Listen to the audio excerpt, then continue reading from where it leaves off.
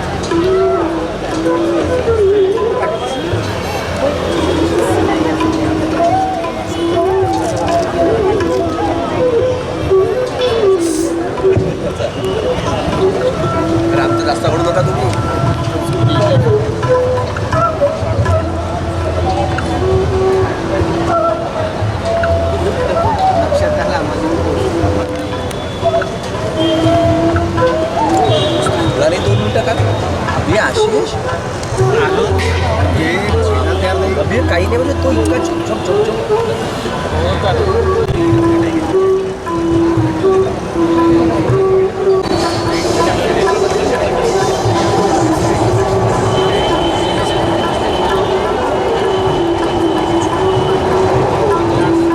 श्री मोहने सर यांनी स्टेजच्या मागे यावं.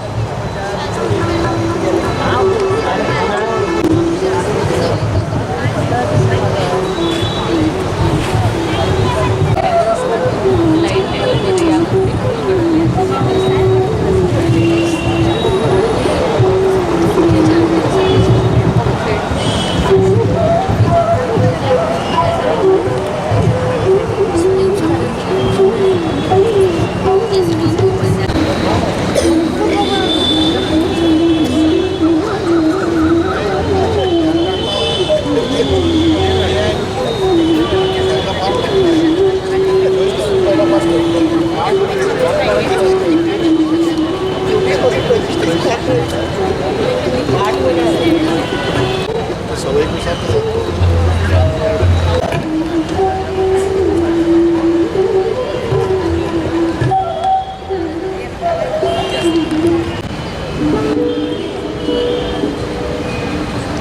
महोदय, भारतीय शिक्षण मंडळाचे विदर्भ प्रांत विस्तारक डॉक्टर नितेश सिंग महोदय, न्यू इंग्लिश महाशाखेच्या मुख्याध्यापिका सौ ठाकूर महोदया, काँग्रेस नगर शाखेच्या मुख्याध्यापिका सौ बोरघाटे महोदया आज उपस्थित आहेत. उपस्थित सर्व मान्यवरांचे, शिक्षक, कर्मचारी, बंधू भगिनींचे शब्दसुमनांनी स्वागत करते. दरवर्षीप्रमाणे यावर्षीही आमच्या शिक्षकांचा वर्षभर केलेल्या श्रमांचा परिहार व्हावा आणि सर्वांचे कौटुंबिक अनौपचारिक सहभोजनाच्या निमित्ताने मिलन व्हावे या उद्देशाने या कार्यक्रमाचे आयोजन केले जाते. जीवितार्थ चालवण्यासाठी आम्ही सर्व संस्थेशी जुळलो आहोत. या कार्यातून आम्ही अनुभवाने संपन्न होतोच, तसेच इथे जे मार्गदर्शन मिळते त्यामुळे आमचे व्यक्तित्व हे विकसित होत असते. यासाठी आम्ही संस्थेप्रती कृतज्ञ आहोत. सर्व मान्यवरांना विनंती करते की त्यांनी सरस्वतीच्या प्रतिमेला, भगवान बुद्धांच्या प्रतिमेला तसेच स्वामी विवेकानंदांच्या प्रतिमेला पुष्पार्पण करावे. कमललोचने विद्यारूपे विशालाक्षी विद्यां देहि नमोस्तुते, विद्यां देहि नमोस्तुते. बुद्धं शरणं गच्छामि,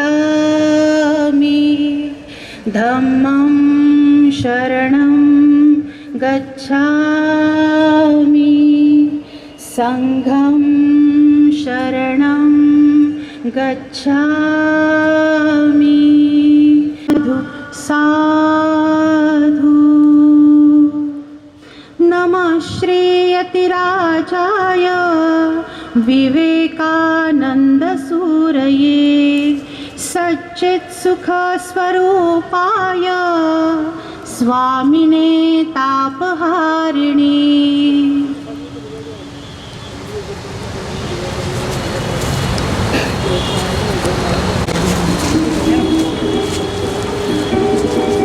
धन्यवाद महोदय, धन्यवाद महोदया. दरवर्षीप्रमाणे शिक्षकांचे उत्तमोत्तम वैशिष्ट्यपूर्ण कार्यक्रमांचे सादरीकरण हे या स्नेहमिलनाच्या दिवशीचे वैशिष्ट्यच झाले आहे. कार्यक्रमाची तयारी करताना सर्वांच्या मनावरील मळप हे नेहमी दूर होत असतं. आजही संक्षिप्त अशा कार्यक्रमाचे आयोजन केले आहे, तरी सर्वांनी त्याचा आस्वाद घ्यावा व सहभागी कलाकार शिक्षकांना प्रोत्साहन देऊन होत आहे राष्ट्रभक्ती गीत. यासाठी मी काँग्रेस नगर शाखेच्या चमूला नमस्कार. अपि स्वर्णमयी लंका नमे लक्ष्मण रोचते.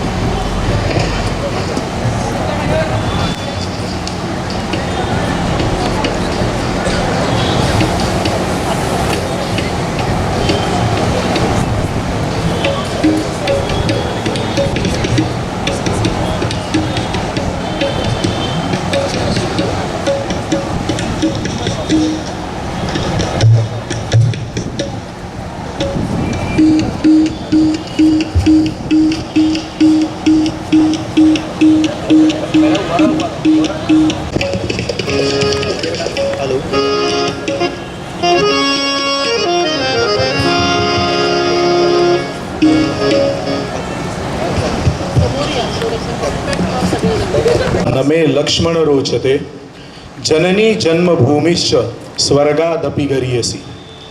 राष्ट्र म्हणजे एका भूभागावर राहणाऱ्या आणि संयुक्त सरकार असणाऱ्या व्यक्तींचा समूह असा होतो. पण हा अर्थ भारतीय संस्कृतीला आणि परंपरेला अभिप्रेत नाही. भारत हे राष्ट्र या संकल्पनेवर अस्तित्वात आलेले नाही किंवा त्यावर आधारित नाही. विभिन्न भाषा, संस्कृती आणि परंपरा यांनी नटलेला हा भारत देश आहे. पण राष्ट्रीयत्वाची भावना संघटितपणे जोपासणारा हा देश आहे. उत्तरम यत् समुद्रस्य हिमाद्रेश्चैव दक्षिणम वर्षम तत् भारतम नाम भारती यत्र संतती. युगपुरुष मर्यादा पुरुषोत्तम प्रभू श्रीराम यांनी भारत हा उत्तरेपासून तर दक्षिणेपर्यंत जोडला आणि युगप्रवर्तक भगवान श्रीकृष्ण यांनी हा देश पूर्वेपासून तर पश्चिमेपर्यंत जोडला. आचार्य चाणक्य यांनी सम्राट चंद्रगुप्तासारखा शिष्य निर्माण केला. शिक्षक कधी साधारण नसतो. प्रलय आणि सृजन या दोन्हीच्या माध्यमातून विश्व निर्माण करण्याची त्याची ताकद असते. असंख्य परकीय आक्रमण आणि एतद्देशीय मदांध शासनकर्ते ज्या ज्या युगात काळात जन्माला आले त्या वेळी या देशाने महापुरुष जन्माला घातले आणि घडवले सुद्धा. आम्ही कोण आहोत? आ सिंधू सिंधू पर्यंता यस्य भारत भूमिका पितृभू पुण्यभूमिश्चैव सवई हिंदुरीती स्मृत, असं स्वातंत्र्यवीर सावरकर सांगतात. गुलामगिरीचे जोखड स्वपराक्रमाने झुगारणारा भारतीय समाज सातत्याने घडवण्याचे कार्य या देशात अव्याहतपणे सुरू आहे आणि त्यातूनच हे राष्ट्र उभे राहिले आहे. स्वातंत्र्योत्तर काळातही या राष्ट्रभावनेवर अनेकदा आघात झाले, पण त्या खडतर काळातही सर्वसाधारण जनता तत्कालीन नेतृत्वात एकसंध उभी होती, झुंजत होती, लढत होती. जनतेचा विजय झाला कारण भारतीयत्वाची भावना प्रबल होती आणि राष्ट्र सर्वतोपरी ही प्रेरणा कायम पाठीशी होती. है याद हमें युग युग की चलती अनेक घटनाएं, जो माँ की सेवा पथ पर आई बनकर विपदाए. हमने अभिषेक किया था जननी का अरिशोणित से, हमने सिंगार किया था माता का अरिमुंडो से. हा वैभवशाली आणि दुर्दम्य इतिहास स्मरणात ठेवून दृढ निश्चयाने आम्ही आजही उभे आहोत. आमची ही निश्चयी वृत्ती चंद्र सूर्य असेपर्यंत या राष्ट्राचे स्वातंत्र्य अबाधित ठेवेल आणि त्यासाठी आमच्या कार्यातून, आमच्या सेवेतून उत्तम विद्यार्थी घडवेल, यासाठी आम्ही सर्व शिक्षक कटिबद्ध आहोत. या भावनेतूनच आम्ही एक प्रेरणागीत आपल्यासमोर सादर करीत आहोत, ज्यात शाळा हे राष्ट्राचे प्रतीक आहे. यात आम्हाला साथ संगत करतात आहे तबल्यावरती श्री विवेक खापरे आणि संवादिनीवरती श्री प्रवीण इसासरे. धन्यवाद.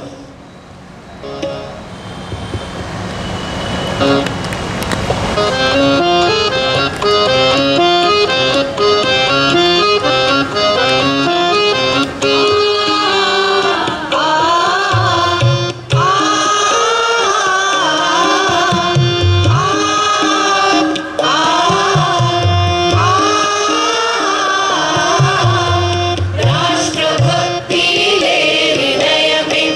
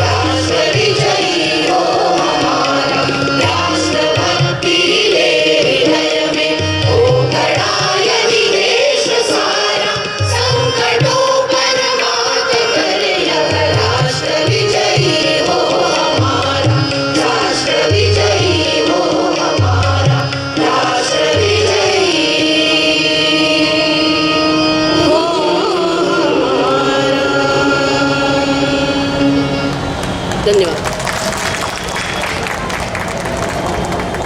वा, खूप छान. तत्वज्ञानाचा साक्षात्कार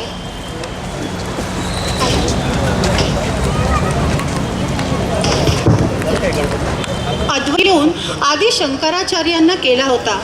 तर मग पाहूया तोच प्रसंग. बाजूला हो, हे तू कोणाला म्हणतो आहे? माझ्या आत्म्याला की शरीराला? आत्म्याला म्हणशील तर आत्मा तर ईश्वराचा अंश असतो, त्यामुळे तो तुझा माझा समानच आहे.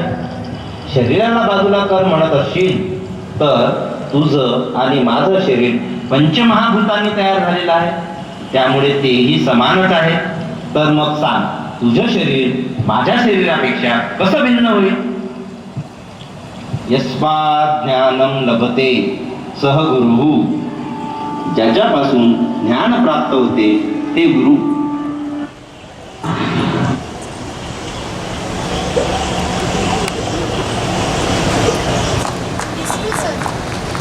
त्यांना एकदा त्यांच्या गुरूंनी विचारले, तू कोण आहेस? त्यावर त्यांनी दिलेले उत्तर म्हणजे हे अर्थगर्भ षटक होय. 6 श्लोकांचे हे काव्य अद्वैत तत्वज्ञानाचा गाभा होय.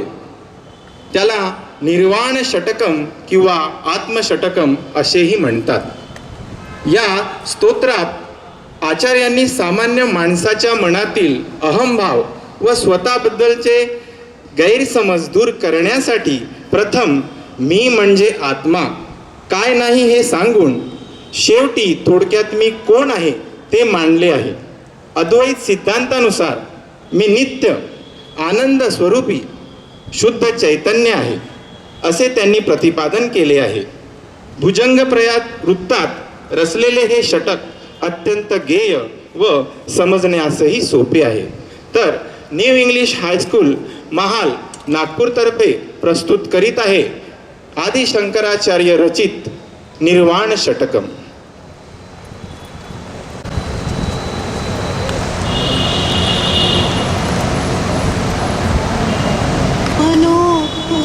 अहंकार चित्तानिनाहं मनोबुद्ध्यहंकार चित्तानिनाहं न च श्रोत्रजीवे न च घ्राणनेत्रे न च व्योमभूमि न तेजो न वायुः चिदानन्दरूपः शिवोऽहं शिवोऽहं चिदानन्दरूपः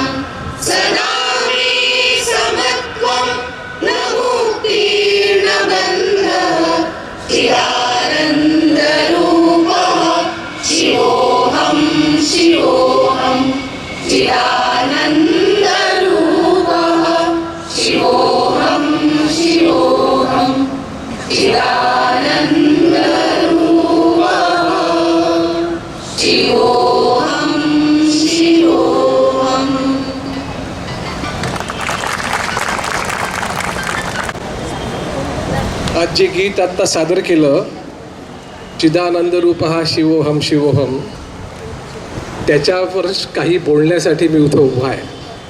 शंकराचार्यांच्या तत्त्वज्ञानावर मी माझं मत व्यक्त करावं अशी कुठलीही योग्यता माझी नाही. त्याच्यामध्ये जे सांगितलं गेलं ते मात्र काही खरं नाही. मुळात आत्ता जे आपण गीत म्हटलं त्या गीतामध्ये शंकराचार्य म्हणतात की चिदानंद रूप हा शिवोहम शिवोहम. आपण सगळ्यांनी बिल्ला इथे लावला आहे आणि असं म्हटलं आहे की मी चिदानंद स्वरूप आहे. म्हणजे काय आहे? चिदानंद स्वरूप आहे याचा अर्थ देव पाहावाया गेलो, देव होऊन गेलो अशी अनुभूती प्रत्यक्षात आणायची. देव कुठेतरी आकाशात आहे, मंदिरात आहे, मूर्तीत आहे असं म्हणण्यापेक्षा तो माझ्या सतत जवळ कसा असतो, तो जवळ असणं आणि त्याच्या जवळ असण्याची प्रत्यक्ष अनुभूती आपल्याला सतत येणं, याचा अर्थ मी चिदानंद स्वरूप झालो असा त्याचा अर्थ होईल. चिदानंद स्वरूप होणं म्हणजे काय? शंकराचार्यांच्या जीवनामध्ये मागे महालमध्ये मी सांगितलं होतं की त्यांची आई त्यांना सकाळी उठवते. उठवताना म्हणते की जागृत शंकर हा, जागृत शंकर हा. पहिल्यांदा म्हणते आणि शंकराचार्य हळूच उठतात आणि दुसऱ्यांदा पुन्हा आई आवाज येते, जागृत शंकर हा, जागृत शंकर हा, हे उठ, हे बाळ उठ, तुला आता जागृत होण्याची गरज आहे. जागृत होण्याची म्हणजे झोपेतनं उठण्याची नव्हे, तर आपल्या जीवनाविषयी प्रत्यक्ष जाणीव तुला ज्या दिवशी होईल त्याला जागृत अवस्था म्हणता येईल. आणि हा शंकर 8 वर्षाचा बालक आईला म्हणतो की मी उठतोय, आवाज नको देऊ. तरी आई तिसऱ्यांदा म्हणते जागृत शंकर हा, जागृत शंकर हा. आणि शंकराचार्य पुन्हा एकदा अचंबित पडतात की आईला मी दुसऱ्यांदा म्हटलंय की मी उठतो, तरी तिसऱ्यांदा आई आवाज का देते? याच्यासाठी देते की झोपेतनं जागा होण्यासाठी नसून माझ्या जीवनाचं ध्येय नक्की काय आहे हे समजण्यासाठी आहे. म्हणून जागृत शंकर हा, जागृत शंकर हा. त्याच पद्धतीने आपल्याही जीवनामध्ये जागृत शिक्षक हा असं म्हटल्याबरोबर आपल्या शाळेसाठी काय काय कर्तव्य माझी आहे, त्याच्यासाठी मी चिदानंद स्वरूप कसा होईल विद्यार्थ्यांसाठी, या दृष्टीने विचार करण्याची आवश्यकता आहे. शंकराचार्यांच्या जीवनामध्ये अनेक गोष्टी आहेत. काश्मीरपासून तर कन्याकुमारीपासून पर्यंत, कच्छपासून मणिपूरपर्यंत एकसंध देश बांधण्याचं काम त्यावेळेला शंकराचार्यांनी केलं. आणि ते करत असताना प्रत्येक ठिकाणी वाद विवाद, तर्क आणि मीमांसा याचा उपयोग केला. आणि प्रत्येक ठिकाणी तर्क आणि आपल्या प्रज्ञेनी सगळ्यांना नामोहरम करून वैदिक धर्माची, सनातन धर्माची पुनर्प्रतिष्ठा प्राप्त करून दिली. एवढंच नव्हे तर भारताला एक सूत्रात बांधून भारत हा खालपासून तर वरपर्यंत, पूर्वपासून पश्चिमपर्यंत एक आहे, ही भारतीयत्वाची जाणीव शंकराचार्यांनी या सगळ्या मंत्रातनं करून दिली. हे मंत्र कसे आहेत याच्यामध्ये त्यावेळेला 1000 वर्षापूर्वीसुद्धा शंकराचार्य म्हणतात नमे जातीभेदा. जातीभेद मी पाळणारा नाही आहे, ते मी त्याच्यावरही वर उठणार आहे. राग लोभ मोह द्वेष याच्याही वर उठणार आहे. अशा प्रकारचं माझं चिदानंद स्वरूप जीवन होणं म्हणजे काय तर फिजिक्सच्या भाषेमध्ये मी पार्टिकल पण आहे आणि त्याच वेळेला मी वेव्ह पण आहे. आणि पार्टिकल आणि वेव्ह ज्या स्पेसमध्ये, ज्या अंतराळात फिरत असतात तीही वेगळी नसून मी जेव्हा एखाद्या गोष्टीकडे पाहतो तेव्हा मी त्या गोष्टीमध्ये त्याचा एक ऑब्झर्वर म्हणजे निरीक्षण करणारा नसून मी पार्टिसिपेटरी आहे, म्हणजे माझाही त्या जीवनामध्ये सहभाग आहे. आत्ताच नुकतंच फिजिक्समध्ये जेनेटिक एन्टँगलमेंट या विषयावर नोबेल पारितोषिक देण्यात आलं. त्याच्यामध्ये ते असं म्हणतात की हे संपूर्ण जीवन जगात जे चालतं ते सुद्धा रिअल आहे की नाही याचा प्रत्यक्ष विचार करावा लागेल. कारण या संपूर्ण विश्वामध्ये ॲटम, मॉलिक्यूल, पार्टिकल ज्याला आपण म्हणतो ते एका जागी स्थिरही नसतात, एकाच वेळेला ते स्थिरही असतात, ते स्थिरही नसतात, ते वेव्स पण असतात आणि ते वेव्स पण नसतात आणि एकमेकांशी सगळे पार्टिकल एकमेकांशी इंटरॅक्शन करून या समाजाची निर्मिती होत असते. त्या इंटरॅक्शनमधून समाजामध्ये बदल घडत असतात. असं जेनेटिक एन्टँगलमेंट, क्वांटम एन्टँगलमेंट याची प्रत्यक्ष अनुभूती हळूहळू विज्ञानाला, फिजिक्सला, थिअरेटिकल फिजिक्सला यायला लागली. त्याची अनुभूती शंकराचार्यांना 1000 वर्षापूर्वी झाली की चिदानंद रूप हा शिवोहम शिवोहम. या अर्थाने आपल्याला या सगळ्या घटनेकडे पाहावं लागेल. मी आणि तो एकाकार आहे, माझ्यामध्येच तो आहे आणि मीच तो आहे हा भाव सतत जर मनात बाळगला तर देव दुसरीकडे पाहण्याची गरजच राहणार नाही. समाजामध्ये जी संपन्नता, जी सुसंपन्नता आवश्यक आहे, ज्या संस्कारांची गरज आहे त्याच्यामध्ये मी आणि तू याच्यामध्ये भेद नाही. भेद दिसतो तो वरवरचा आहे. सूर्य मावळतो, सूर्य उगवतो, ही एका अर्थाने वदतो व्याघात आहे, एका अर्थाने शब्दांचा खेळ आहे. सूर्य मावळतही नाही, सूर्याचं विसर्जनही होत नाही, सूर्य स्थिर असतो. पृथ्वीची दिशा बदलते म्हणून अंधार होतो, पृथ्वीची दिशा बदलते म्हणून सकाळ होते. सूर्य आपल्या जागी स्थिर असतो.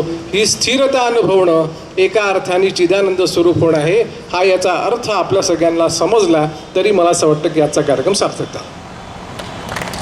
धन्यवाद सर.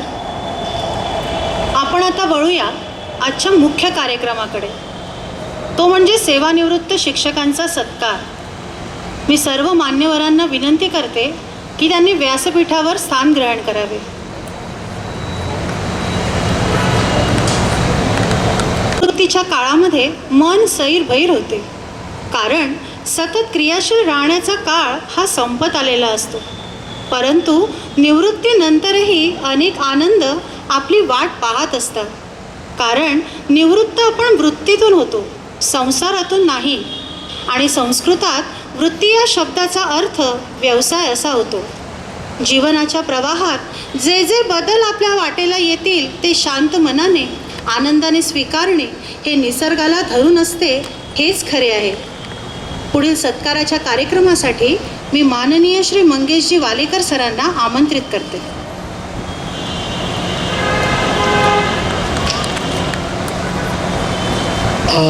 या सत्काराचं निरूपण मॅडमने केलं आहे, त्याच्यामुळे मी न करता थेट सत्कारावर आपण येऊ. जे निवृत्त शिक्षक झाले त्यांचा आपण या कार्यक्रमाच्या निमित्ताने सत्कार करत असतो आणि त्यांना या निमित्ताने काहीतरी भेटवस्तू पण देत असतो. तर या सत्काराच्या समारंभाला उपस्थित सर्व मान्यवर आणि सर्व शिक्षक शिक्षिका, एक जवळपास 10 शिक्षक या कालावधीमध्ये निवृत्त झाले आहेत किंवा काही होणार आहेत किंवा काही होऊन गेले आहेत, त्या सगळ्यांचा उल्लेख इथे करतो. जे सपरिवार आले आहेत, आपल्या सपत्नीक आले आहेत किंवा सहकुटुंब आले आहेत, आपल्या पतीबरोबर आले आहेत, त्यांनी दोघांनी पण या मंचावर यावं आणि सत्कार स्वीकारावा. श्री दीपक आयलवार, बहुतेक ते आलेले नाही आहे तसं पूर्वसूचना आहे, आणि एक त्यांची आपण सर्वांनी दखल घ्यावी. 23 वर्ष सेवा त्यांनी शाळेला दिली आहे. 31/10/23 ते सेवानिवृत्त झाले. एक PTI म्हणून त्यांचं नाव आपल्यामध्ये होतं. एक मोठ्या आवाजात सूचना देणं आणि आज्ञा देणं, ऑर्डर्स देणं ही त्यांची सवय होती. त्या सवयीकरता ते ओळखले जायचे. ते सेवानिवृत्त झाले आहेत. त्यांना त्यांच्या पुढच्या वाटचालीकरता खूप खूप शुभेच्छा. दुसरं नाव आहे तर आपल्या सर्वांमधल्या परिचित आणि ज्यांची दीर्घ सेवा 34 वर्ष झाली आहे, आणि विशेष करून या कार्यक्रमाकरता पुण्यावरनं आपल्यामध्ये उपस्थित झाल्या आहेत सौ जोशी मॅडम. 31/12 सेवानिवृत्त झाल्या. अत्यंत चांगला कालावधी त्यांचा झाला. शांत स्वभावी अशा व्यक्तिमत्व आहे. मॅडम तुम्ही समोर या, तोपर्यंत मी तुमच्या गुणविशेष सांगण्याचा प्रयत्न करतो. मॅडमची ओळख म्हणजे 4 व्हीलर अत्यंत चांगल्या चालवायच्या. मी जेव्हापासून आलो तेव्हापासून 4 व्हीलर चालवताना पाहिलं.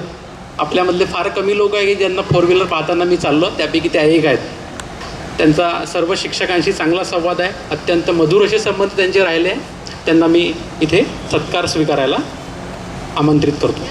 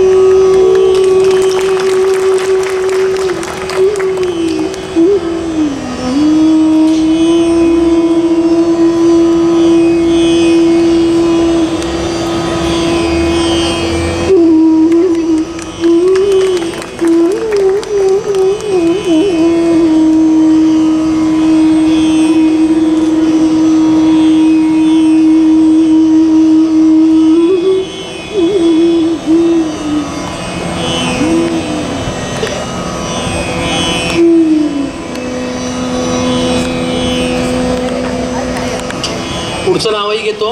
श्री प्रशांत अहिरराव सर. 33 वर्ष सेवा शाळेला दिलेली आहे. 31/10 ते 31/10/2023 सेवानिवृत्त झाले. गणिताचे शिक्षक म्हणून त्यांचा लौकिक आहे. आणि मी जवळपास जेव्हा शाळेत होतो त्यांना पाहिलं. 24/7 शाळेकरता झटू शकतील, झटलं असं म्हणत नाही, झटू शकतील असं एक व्यक्तिमत्व आहे ज्यांच्यावर विश्वास ठेवता येईल असे श्री अहिरराव सर. आणि आजही सेवानिवृत्तीनंतरही शाळेमध्ये ते कोणत्या ना कोणत्या कार्यक्रमामध्ये मला दिसतात. त्यांचं खूप खूप हार्दिक अभिनंदन आणि त्यांना पुढील वाटचालीकरता खूप खूप शुभेच्छा.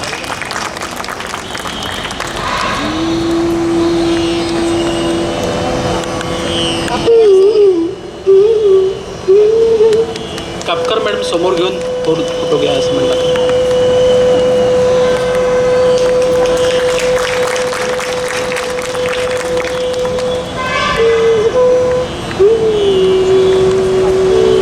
श्री सुभाष पवार यांची 30/6 ही सेवानिवृत्तीची तारीख आहे. 30/6 म्हणजे 30 जूनला सर रिटायर्ड होणार आहेत. 34 वर्ष यांची शाळेमध्ये सेवा झाली. 6 ते 8 या वर्गाला गणिताचे शिक्षक म्हणून ते काम केलं त्यांनी.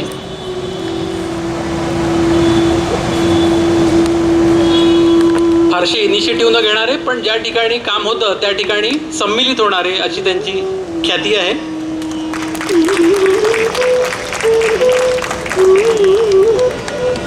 या सगळ्या शिक्षकांचा जो वैयक्तिक सत्कार आहे किंवा वैयक्तिक निरोपाचा समारंभ आहे त्यात सगळं बोललं गेलेलं आहे.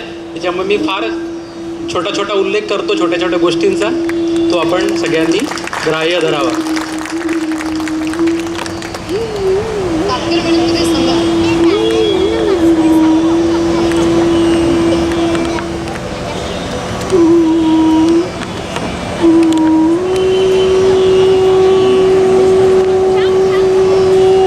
पुढचे शिक्षक श्री हेमंत महाखोडे, MCVCमध्ये सर शिकवत होते. 31/11ला सरांचं रिटायरमेंट आहे. जवळपास आपण 5 महिने आधी त्यांना 5 ते 6 महिने आधी हा निरोप देतो आहे, कारण पुढच्या सत्रामध्ये ते उपस्थित राहतील, परंतु अनौपचारिकपणे राहतील. आज औपचारिकपणे ते उपस्थित आहे आपल्यामध्ये.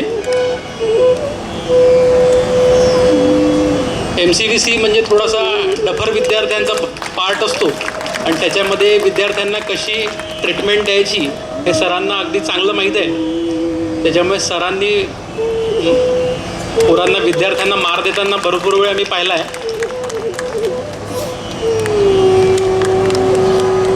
सरांना पुढच्या वाटचालीकरता खूप खूप शुभेच्छा.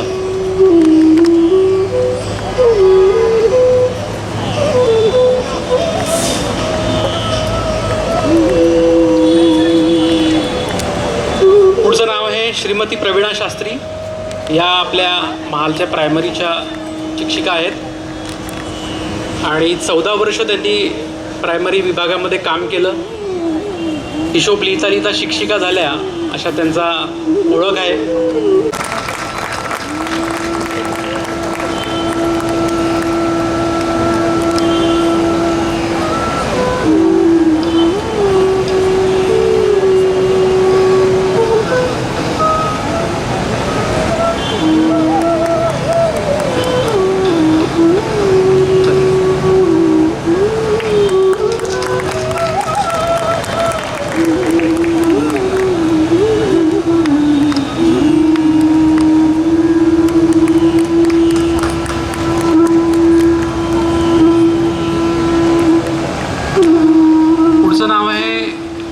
श्री विरुळकर सर. 32 वर्ष सेवा त्यांची या शाळेमध्ये झाली.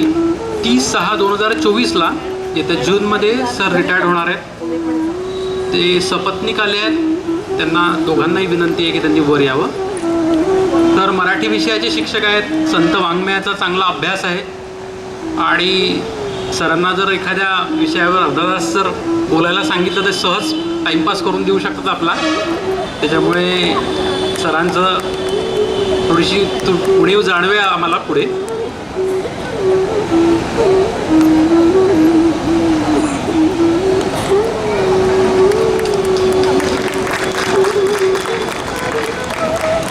थोडंसं स्वास्थ्य ठीक नव्हतं सरांचं, आता ठीक झालं आहे. त्यांना पुढचं आयुष्य चांगलं आरोग्यदायी लाभो अशी ईश्वरचरणी प्रार्थना.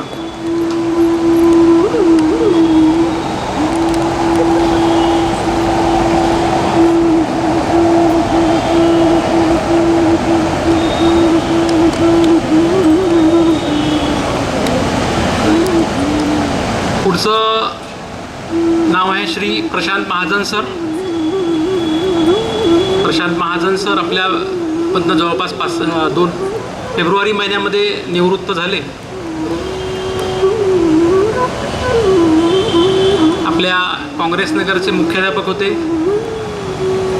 गणित शिकवताना विद्यार्थ्यांना गणित विषयात प्रवीण करणारे, शाळेची खूप काळजी असणारे आणि ती काळजी त्यांच्या चेहऱ्यावरनं प्रकट होणारे असे प्रशांत महाजन सर आज आपल्यामध्ये उपस्थित आहेत.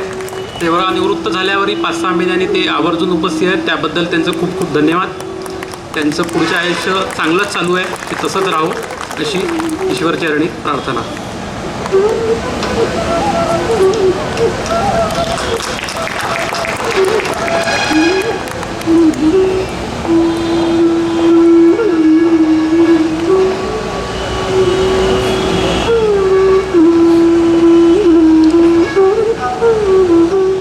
पुढचं नाव आहे सौ शीला शेंडे. दुसऱ्या शाळेतनं एक्सेस होऊन आल्या होत्या मॅडम. 5 वर्ष आपल्या शाळेमध्ये झाले आहे त्यांना. मला असं वाटतं कोरोनाच्या पिरियडमध्ये मॅडम इथे जॉईन झाल्या. मराठीच्या उत्तम शिक्षिका असा त्यांचा लौकिक आहे आणि सेवानिवृत्तीनंतरही काही काळात सेवा देण्याचा त्यांचा मानस आहे. त्याबद्दल त्यांचं खूप खूप आभार. त्यांनाही पुढचं आयुष्य चांगलं लाभो अशी प्रार्थना.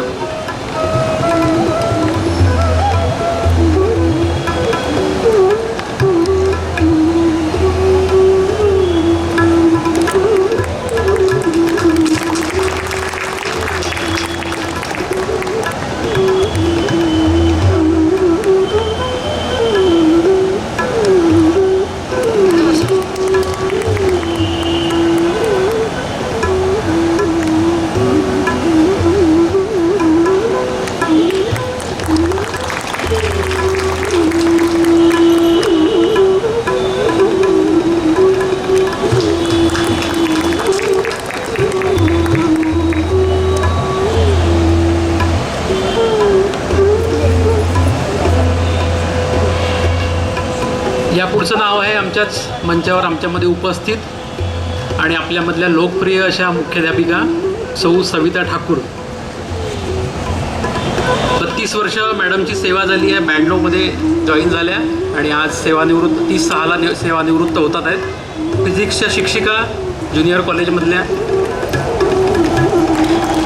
आणि एक चांगला प्रकारच्या प्रशासक म्हणून त्यांचा या कॉन्फिडन्स आहे त्यांच्या वागण्यामध्ये, हे सगळ्यांना लक्षात आलंच असेल. आणि त्यांची अतिशय चांगली कारकिर्दी ही जी आमच्या काळामध्ये झाली त्याबद्दल त्यांचा आभारही आहे आणि त्यांना पुढच्या वाटचालीकरता शुभेच्छा पण आहे.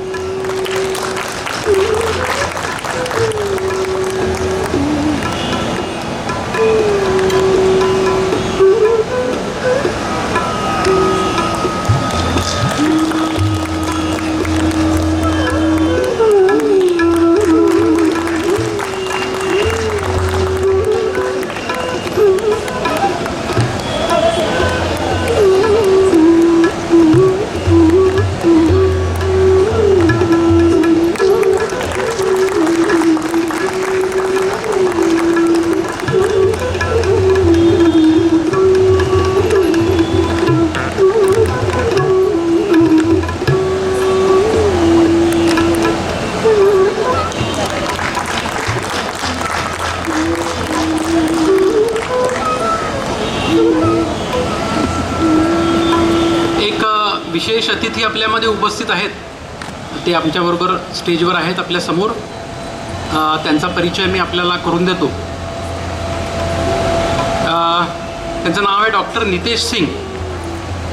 मूलतः उत्तर प्रदेशचे आहेत. ते स्वयंसेवक आहेत संघाचे.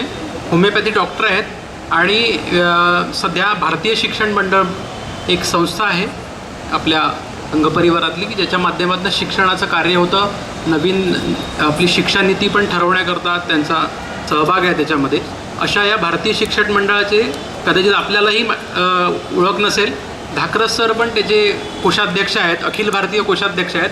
आणि त्या भारतीय शिक्षण मंडळाचे डॉक्टर नितेश सिंगजी विस्तारक म्हणून काम करतात. ते आज आपल्यामध्ये उपस्थित आहेत नागपूरमध्ये असल्यामुळे प्रवासामध्ये. त्यांचं आपण सगळेजण खूप खूप स्वागत करू.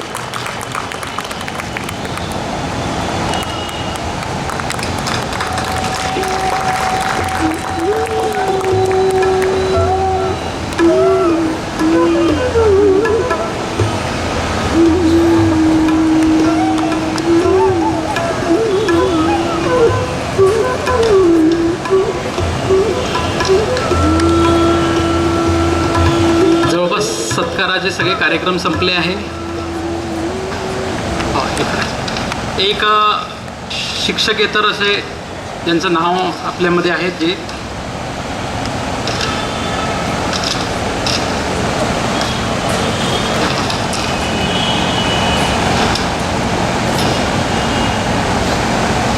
श्री वसंतराव खांजोडे ते आपल्यामध्ये आहेत.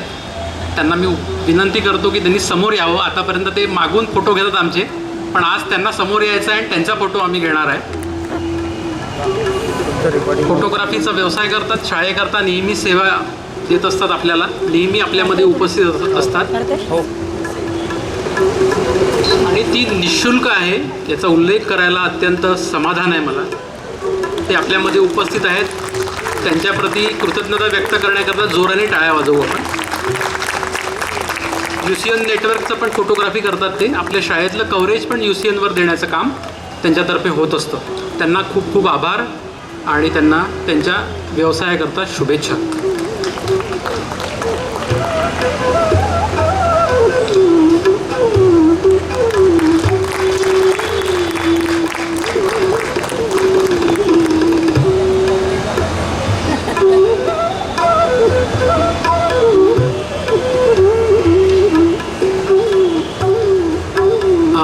एक सरप्राईजचा कार्यक्रम आहे तो आपल्या ज्युनियर कॉलेजच्या शिक्षकांकरता आहे.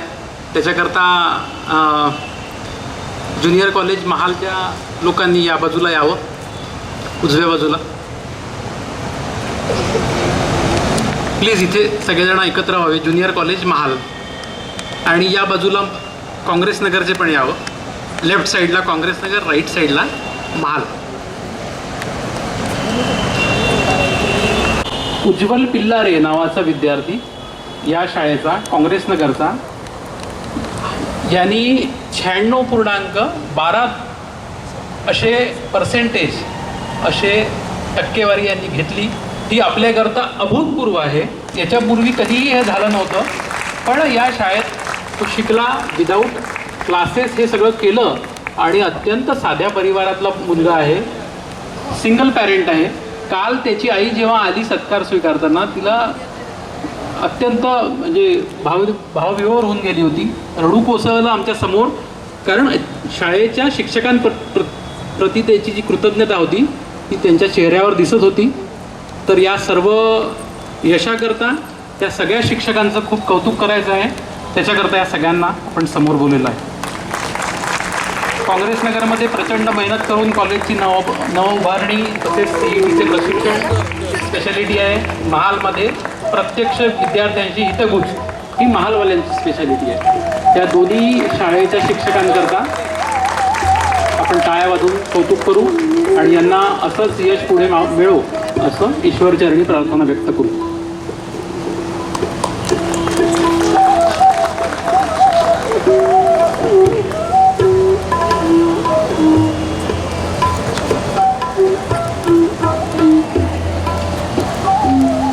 Awareness leads to better performance. Swami विवेकानंदांचं हे वाक्य आहे. आपल्या प्रत्येकातील शक्ती जागृत झाल्यास आपण कितीतरी पटींनी जास्त यशस्वी होऊ शकतोय. हे तुम्ही सिद्ध करून दाखवले आहे. तुमच्या सर्वांचे संघटित प्रयत्न, निर्णय क्षमता आणि यशासाठी हार्दिक अभिनंदन. व्यवस्थापक मंडळ, न्यू इंग्लिश हायस्कूल असोसिएशन. पूर्ण झालेलं आहे आणि व्यवस्थापक मंडळाचा खूप खूप आभार. कारण मला त्यांनी ही जबाबदारी दिली पाणी पित पित बोलण्याची. त्याच्यामुळे त्यांचं खूप खूप आभार. पण एक विषय सगळ्यांसमोर राहून गेला तो बोलायचा. या सर्व शिक्षकांकरता सगळ्या शिक्षकांना एक विनंती आहे की आमच्या व्यवस्थापक मंडळाच्या काही निर्णयांमुळे, काही पॉलिसीजमुळे जर आपल्याला काही जर धक्का पोचला असेल, मनाला थोडंसं वाईट वाटलं असेल तर ते इथेच विसरून जा आणि पुढची वाटचाल करा. हे एक सांगायचं राहिलं. याच्यानंतर सर बोलले, धाकरस सर बोलले, शंकराचार्यांवर त्यांचं निरूपण झालं. त्याच्यानंतर पत्तरकिने सरही बोलणार आहे एका विषयावर. त्याच्यामुळे 2 स्वीट आपल्याला आहे जेवणामध्ये, त्याच्यामध्ये काहीतरी स्नॅक्स द्यायचं आहे. त्याच्यामुळे मी काहीतरी बोलणार आहे आपल्यासमोर थोडंसं. मी आत्ता मी उल्लेख केला की आमच्या निर्णयामुळे, आमच्या पॉलिसीजमुळे जर काही कोणाला याबद्दल दुःख होत असेल किंवा त्यांचा अनादर होत असेल, त्याबद्दल क्षमा मागण्याची आमची जे आम्ही करतो ते शाळेच्या आणि व्यवस्थापनेच्या दृष्टीने अत्यंत महत्त्वाचं आहे. मी गेल्या अनेक वर्षामध्ये किंवा गेल्या 2-3 वर्षामध्ये अशा गोष्टी ऐकतो आहेत की ज्याच्यामुळे असं वाटतं की हे सर असे का बोलले असतील, या मॅडमनी अशी प्रतिक्रिया का दिली असेल, आम्ही हे सगळं असं करतो आहे तरी. पण आम्ही काहीतरी करतो आहे याच्यामागे, किंवा आम्ही रोज शाळेत येतो आहे. मी आत्ता 2-3 दिवसापूर्वी कोणीतरी मला सांगितलं की एक निवृत्त शिक्षक आले आणि त्यांनी अशी प्रतिक्रिया व्यक्त केली की याच्या आधीचं मॅनेजमेंट होतं त्यांचा दरारा होता आणि आमचा दरारा जरा कमी आहे, कारण आम्ही शाळेत रोज रोज येतो. आम्ही रोज का येतो, तर आम्हाला शाळेच्या काही गोष्टींविषयी काळजी घ्यायची. मागचं मॅनेजमेंट येत नव्हतं याचा अर्थ असं नाही. We are not questioning their integrity, their honesty, परंतु त्यांच्या वयाच्या मर्यादा होत्या आणि आजचा आणि तो काळ वेगळा होता. आम्ही जे काही येतो ते शाळेच्या काळजीपोटी येतो. जर आम्ही इथे येतो कारण आम्हाला कार्यक्रम राबवायचे आहे, आम्ही जर इथे आलो नसतो तर कोरोनात शाळा चालली नसती कदाचित. इतके चांगले कोरोनामध्ये उपक्रम घेऊ शकलो नसतो. गीता रहस्यावर आपली क्षमता तयार झाली नसती बोलण्याची. इंग्रजीमध्ये व्याख्यानमाला चालवण्याची हिंमत झाली नसती कदाचित आपली. या शाळेत आम्हाला रोज यायचं आहे कारण ही शाळा चालवणारे जेवढे ग्रँटेड शिक्षक आहेत तेवढेच नो ग्रँटवरच्या आमच्या शिक्षक मित्र आणि शिक्षक भगिनी असतील की ज्यांना आम्ही उत्तम मानधन देऊ शकत नाही, परंतु शाळेकरता आम्ही त्यांना चांगला मान देऊ शकतो, त्यांना चांगली दिशा देऊ शकतो, त्यांना चांगला एक्सपिरियन्स देऊ शकतो. हे सगळं देण्याकरता आम्हाला इथे यायची इच्छा असते रोज. आणि हे देत असताना जे जे आपल्यासमोर घडतं, शाळेच्या गणवेशापासनं शाळेच्या वॉशरूमपर्यंत लक्ष देण्याची जी गरज आहे ती आम्ही पूर्ण करत असतो. अशी अनेक वेळा टीका होते की या निर्णयामुळे असं झालं, त्या निर्णयामुळे असं झालं. आम्ही निर्णय घेतो, निश्चितपणे घेतो, कारण हा निर्णय चुकला तरी हा निर्णय माझा आहे, हा व्यवस्थापक मंडळाचा आहे. आम्ही कोणाच्या सल्ल्याने निर्णय घेत नाही. त्याच्यामुळे चुकला तरी चालतो, पण आम्ही निर्णय घेण्याची क्षमता आमच्यामध्ये आहे आणि ती क्षमता तयार करणारं व्यवस्थापक मंडळ, नेतृत्व, 4 सचिव अजून बनतात आहे शाळेमध्ये. हे आपण लक्षात घेता की नाही मला माहिती नाही. आपल्यातले पुष्कळ जणांना आम्ही आवडत असू नसू, म्हणजे म्हणायला असं होईल की they don't like us because we are not yes man. आम्ही होय म्हणत नाही फक्त की सर मला जायचं आहे, हां ठीक आहे चालले जा, माझी ही अडचण आहे सोडून द्या, ते नाही करू शकत करून द्या. आम्ही म्हणतो की हे केलंच पाहिजे. पहिले ही शाळा आहे आणि मग तुम्ही आहे. ही भावना निर्माण करण्याकरता जे जे कार्यक्रम आवश्यक आहे ते आम्ही घेत असतो. त्या कार्यक्रमाच्या माध्यमातून कधी कोणाला बरं वाटतं, कोणाला चुकीचं वाटतं, पण आम्ही इथे पोहोचलो ते आमच्या प्रोफेशनल लाईफमुळे पण पोहोचलो. आपण फक्त शाळा पाहिली आहे, आपण बाहेरचं प्रोफेशनल लाईफ पाहिलं नाही. We know people better than you, much better than you, कारण आम्ही बाहेरचं जग पाहिलं आहे, प्रोफेशनल जग पाहिलं आहे. माणसं कशी वागतात, माणसं कशी बदमाशी करतात हे आम्ही पाहिलं आहे. आणि त्यामुळे आम्हाला जे काही इथे बदल घडवायचे आहे ते आम्ही घडवत असतो. आपली नोकरी जवळपास शासकीय नोकरी आहे. सरकारी नोकरी करत असताना काय म्हणतात माहीत आहे का? सरकारी नोकरी करत असताना 3 फॅक्टऱ्या पाहिजे. डोक्यावर आईस फॅक्टरी पाहिजे, तोंडामध्ये शुगर फॅक्टरी पाहिजे आणि मन सॅटिस्फॅक्टरी पाहिजे. बस दॅट्स ऑल, नोकरी संपून जाते. पण मॅनेजमेंट चालत असताना हे चालत नाही. डोकं गरम ठेवावं लागतं. तुम्ही जर गरम ठेवलं नाही डोकं तर बाकीचे तुम्हाला थंड करून टाकतील. तोंडामध्ये नेहमी साखर नाही ठेवता येत, कारण कोणाला तरी दबाव व्यक्त करावा लागतो, त्यावेळेला कामं होतात. आणि मन जर सॅटिस्फॅक्टरी ठेवलं तर शाळेची पुढे वाटचालच होत नाही. अब की बार 400 पार सगळ्यांना म्हणावं लागतं. ही वास्तविकता आहे. त्याच्यामुळे या वास्तविकतेतनं आम्ही जगतो आहे. या निर्णयामुळे कधी होऊ शकतं कोणी दुखावल्या जातात, कोणाला त्या निर्णयाचं महत्त्व कळत नाही, त्याला नाईलाज आहे. पण आम्ही हे सगळं करत असताना सोशल इंजिनिअरिंगही पाहिलं आहे. जवळनं सगळ्यांचं, सरांचं 30-40 वर्षाचं दोघांचंही सामाजिक जीवन आहे. या सामाजिक जीवनामध्ये सगळ्या प्रकारचे उतार चढाव पाहिले आहेत. आत्ता हे राष्ट्रभक्ती ले हृदय में हे जे गीत म्हटलं ना, कापसे सर बसले असतील इथे, की आम्ही कोणत्या प्रकारे म्हणत होतो की इथे असे माईक नव्हते राहत ना, ते तबलापेटी राहत होती, पण जीवाचा आकांठ करून मोठमोठ्याने गीत म्हणून स्पर्धांमध्ये भाग घ्यायचो. वेगवेगळ्या स्तरातले, आपल्यासारखे नाही, वेगवेगळ्या तबक्यातले लोक येऊन आमच्याबरोबर हे गीत म्हणायचे. ही भावना होती. या भावनेतनं पुढे होऊन आम्ही इथे इथपर्यंत पोचलो आहे. त्याच्यामुळे हे सगळं करत असताना निर्णय कधी कटू राहतील, कधी चांगले राहतील, हे सगळे आपण सगळ्यांनी ग्राह्य धरावे. सबका साथ, सबका विश्वास, सबका विकास हा जो मान्य पंतप्रधानांचा नारा आहे तोच आमचाही आहे. तो नारा प्रत्यक्षात आणताना काही जणांना त्याचा थोडासा वाईट अनुभव येऊ शकतो, परंतु ते सगळं आपल्या भल्याकरता आहे हे आपण सगळ्यांनी लक्षात घ्यावं, एवढंच मी आपल्याला विनंती करतो. आपल्या संस्थेचे सहकार्यवाह माननीय श्री पत्तरकिरी महोदयांना मी मार्गदर्शनासाठी आमंत्रित करते. महोदय आपल्या सर्वांच्या परिचयाचेच आहेत, पण औपचारिकता म्हणून सरांचा संक्षिप्त परिचय मी करून देते. सरांचे पूर्ण नाव श्री श्याम वामनराव पत्तरकिनी. महोदय धरमपेठ भाग संघचालक आहेत. तसेच न्यू इंग्लिश हायस्कूल असोसिएशनमध्ये सहकार्यवाह या पदावर कार्यरत आहेत. मी आमंत्रित करते माननीय श्री पत्तरकिनी महोदयांना. उद्याच्या बौद्ध पौर्णिमेसाठी भगवान गौतम बुद्धाला नमन, शारदेला नमन, स्वामी विवेकानंदांना अभिवादन.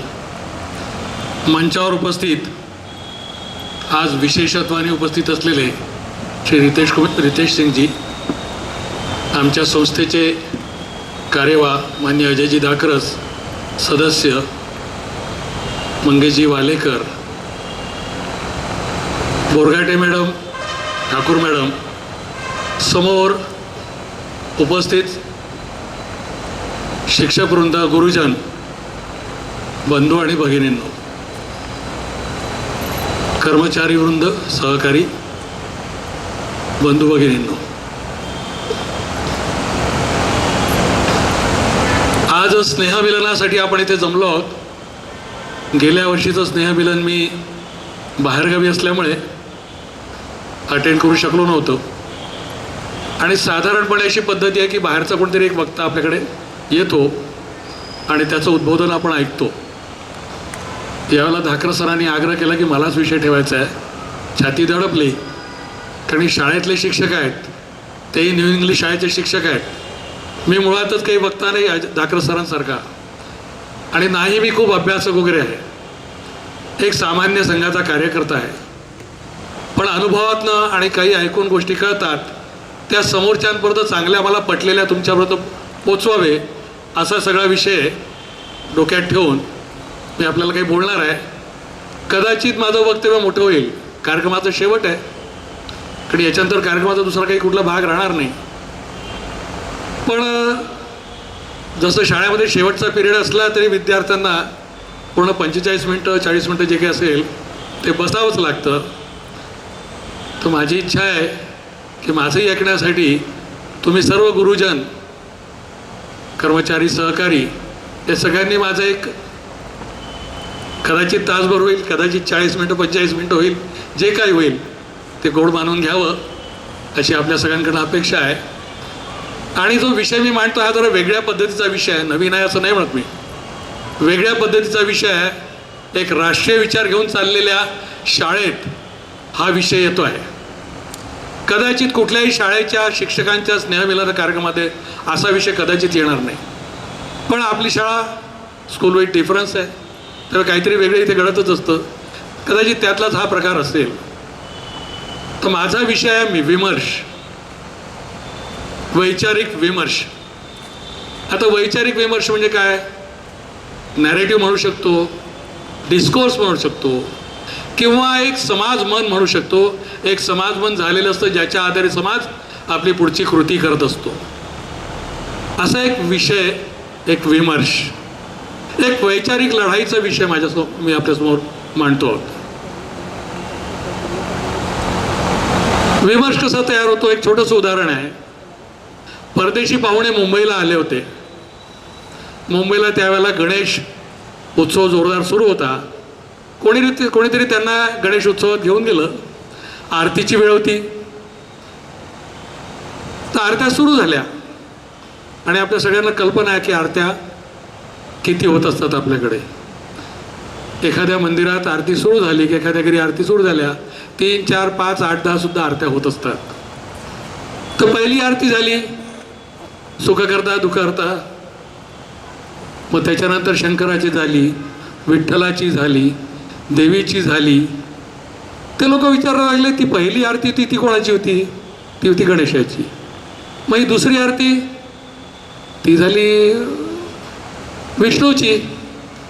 मग हा विष्णू आणि गणपती एक आहे का? नाही. मग तिसरी कोणती आरती होती? विठ्ठलाची. मग विठ्ठल आणि गणपती एक आहे का? नाही. चौथी झाली दुर्गाची.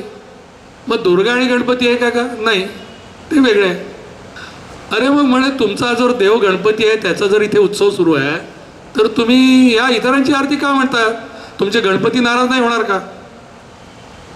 लोकांनी काय उत्तर द्यावं तुम्हाला माहिती आहे? काय उत्तर दिलं असेल की नाही आमच्याकडे ही पद्धत आहे, आम्ही सगळ्यांप्रती श्रद्धा ठेवतो आणि सगळ्यांप्रती आमचा भाव असतो, आम्ही कोणाला वेगळं मानत नाही, कोणाला ज्येष्ठ कनिष्ठ मानत नाही.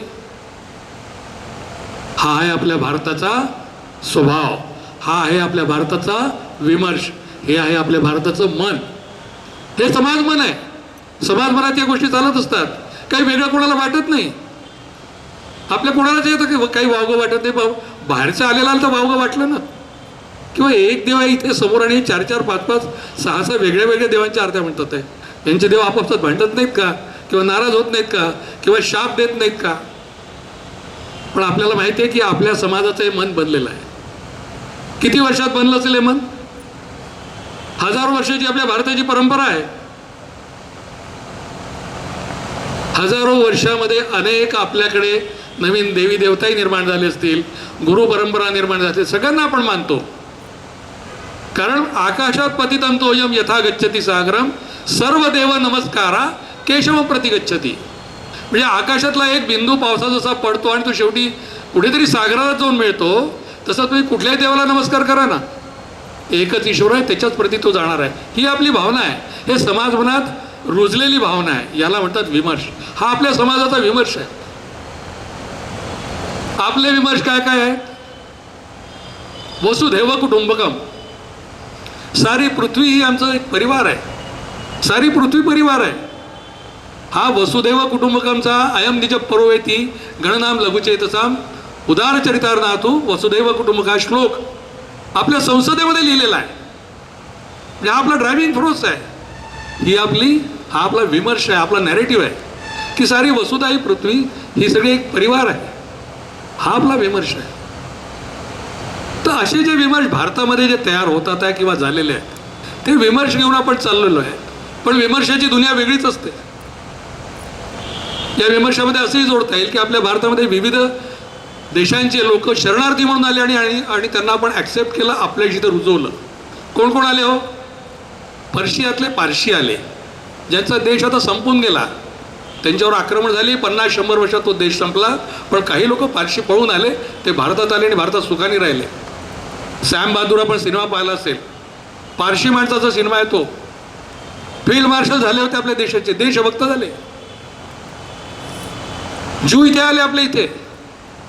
इस्रायल देशामध्ये कुठल्या देशाच्या लोकांना मान सन्मान असेल तर तो भारतीय लोकांना आहे. कारण ज्यू साऱ्या जगात त्रासवलेले होते. फक्त केवळ असा भारत असा होता की जिथे त्यांना सन्मानाने वागवलं गेलं होतं. आजही काही इथे ज्यू आहेत. पण जे परत गेले इस्रायल देश परत झाल्यानंतर त्यांनी हा भाव आपल्या मनात ठेवला आहे भारताप्रती.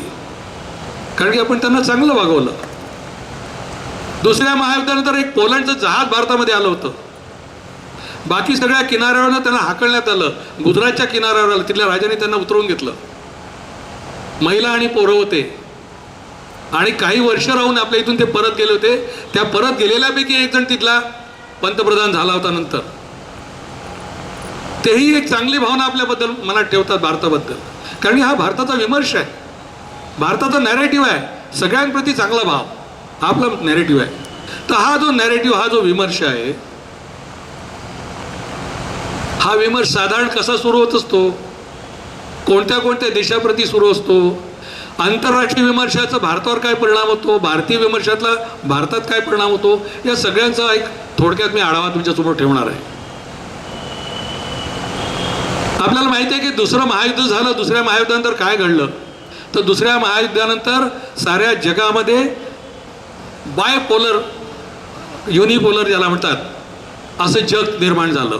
एक होता USSR, एक होता USA. एकीकडे USSR, त्याच्या झेंड्याखाली काही देश, एक USA त्याच्या झेंड्याखाली काही देश. म्हणजे सारा जगत हे दोन लोकांच्या मध्ये वाटल्या गेलं होतं, दोघांमध्ये. कारण की दोन पॉवर स्टेशन्स निर्माण झाले होते. पॉवरफुल कोण जगातला, लीड कोण करेल, नेतृत्व कोण करेल, USSR करेल किंवा USA करेल. USSR म्हणजे United states of Soviet Russia, आता केवळ रशिया राहिलेला आहे. आणि USA म्हणजे अमेरिका. तर असे दोन असताना त्यांच्यामध्ये कोल्ड वॉर चालायचे, वेगळ्या देशांमध्ये दोन्ही सैन्य यायचे आणि मग तिथे गडबडी चालायच्या, कोल्ड वॉर चालायचे. पण हे आता हा एक विवाद चालत असताना की दोन पॉवर स्टेशन निर्माण झालेले आहे. अचानक 90च्या दरम्यानमध्ये हा जो USSR आहे धाराशाही झाला. डझनापेक्षा जास्ती राष्ट्र वेगळे झाले त्याच्यातले, म्हणजे तुकडे झाले. बरं, काही फार मोठं युद्ध झालं होतं का? असं काही नाही, पण ते आपोआप असं गळून गेलं. अचानक त्याचे असे खूप छोटे देश आणि एक रशिया असं झालं. आता USSR नाही आहे, रशिया आणि बाकी कोणते नावं, किर्गिझिस्तान, अझरबैजान आणि काय नावं असतील ते असे 13-14 नावं आहेत. मग त्यानंतर काय झालं? त्यानंतर मग पॉवरफुल झाला USA पॉवरफुल सारा जगात राज्य करायला लागला. आता USA तगडा झाला होता आणि USAच्या झेंड्याखाली सगळ्यांना जावं लागत होतं. तो म्हणेल ती पूर्व दिशा होती, हा अमेरिका होता. पण एक दिवस अचानक काहीतरी 15 मिनिटात घटना घडली. 9/11 2001. काय झालं? 3 विमानं अमेरिकेतनंच निघाले आणि ट्विन टॉवर, त्यांची जी इकॉनॉमिक कॅपिटल जी आहे न्यूयॉर्क, तिथल्या ट्विन टॉवरवर जाऊन धडकली. तिकडे पेंटॅगॉनवर जाऊन एक धडकलं आणि सारा तो जो त्यांचा जो होता तोरा होता, तो तोरा धुळीस मिळाला 9/11मुळे. याच कालखंडामध्ये जगात खूप आलतापालटी चालू होत्या. पण त्याच्यानंतर काय झालं की या दरम्यानमध्ये सारं जग इंटरडिपेंडंट झालं, इंटरकनेक्टेड झालं. हे इंटरकनेक्टेड जे जग आहे, ज्याच्यामुळे हे लोक इंटरनली सगळ्या क्षेत्रात घुसू शकले. आणि या परिस्थितीमध्ये त्या सगळ्या जगतानी, ज्या साधारण अमेरिकेने सर्व देशांमध्ये आपले पाय रोवायचा प्रयत्न केला आणि 5 आणखी महाशक्ती उदयास धीरे आल्या. त्यात ब्रिटन, फ्रान्स, जर्मनी आपण पाहतो, जपान वगैरे अशा. तर या सगळ्यांचा जो कालखंड आहे तो जो चालू होता, त्या कालखंडामध्ये एक विशिष्ट परिस्थिती निर्माण झाली. आता पुढे युद्ध होणार नाहीत, डायरेक्ट युद्ध कमी होतील, इनडायरेक्ट युद्ध होतील, ज्याला म्हणतो आपण सूक्ष्म आक्रमण होतील. हे सूक्ष्म आक्रमण कशा प्रकारचे असतील? ते नॅरेटिव्हचे आक्रमण असतील. तर हा जो नॅरेटिव्ह होता की अमेरिका मोठी किंवा रशिया मोठं, ते आता कमी झालं होतं. इकडे चायनावर यायला लागला होता. तर या सगळ्या परिस्थितीमध्ये आपल्याला आपल्या देशाला 2 शत्रू भाव मिळाला होता. 2 शत्रू, एक आहे चीन आणि एक आहे दुसरं पाकिस्तान. आपल्या सगळ्यांना माहिती आहे, काही नवीन वेगळं सांगायला नको. चीन आणि पाकिस्तानमध्ये काय स्थिती आहे. या चीन आणि पाकिस्तान जे आहे, यांचे भारताबद्दल काय नॅरेटिव्ह आहेत? जगामध्ये एक नॅरेटिव्ह होता, अमेरिका मोठी, तो आता कमी व्हायला लागला होता.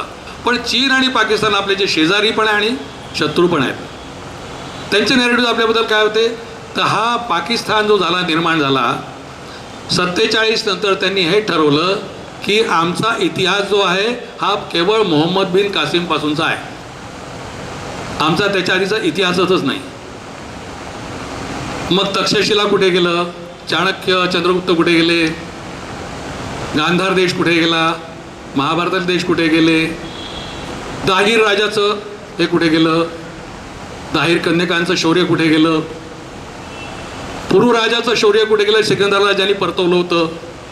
हे सगळे त्यांचे पुरखे नाही, हे त्यांचे पूर्वज नाहीत. त्यांचे पूर्वज कोण? मोहम्मद बिन कासिम, मोहम्मद घोरी, तुघलकन, हे सगळे तैमूर हे सगळे त्यांचे.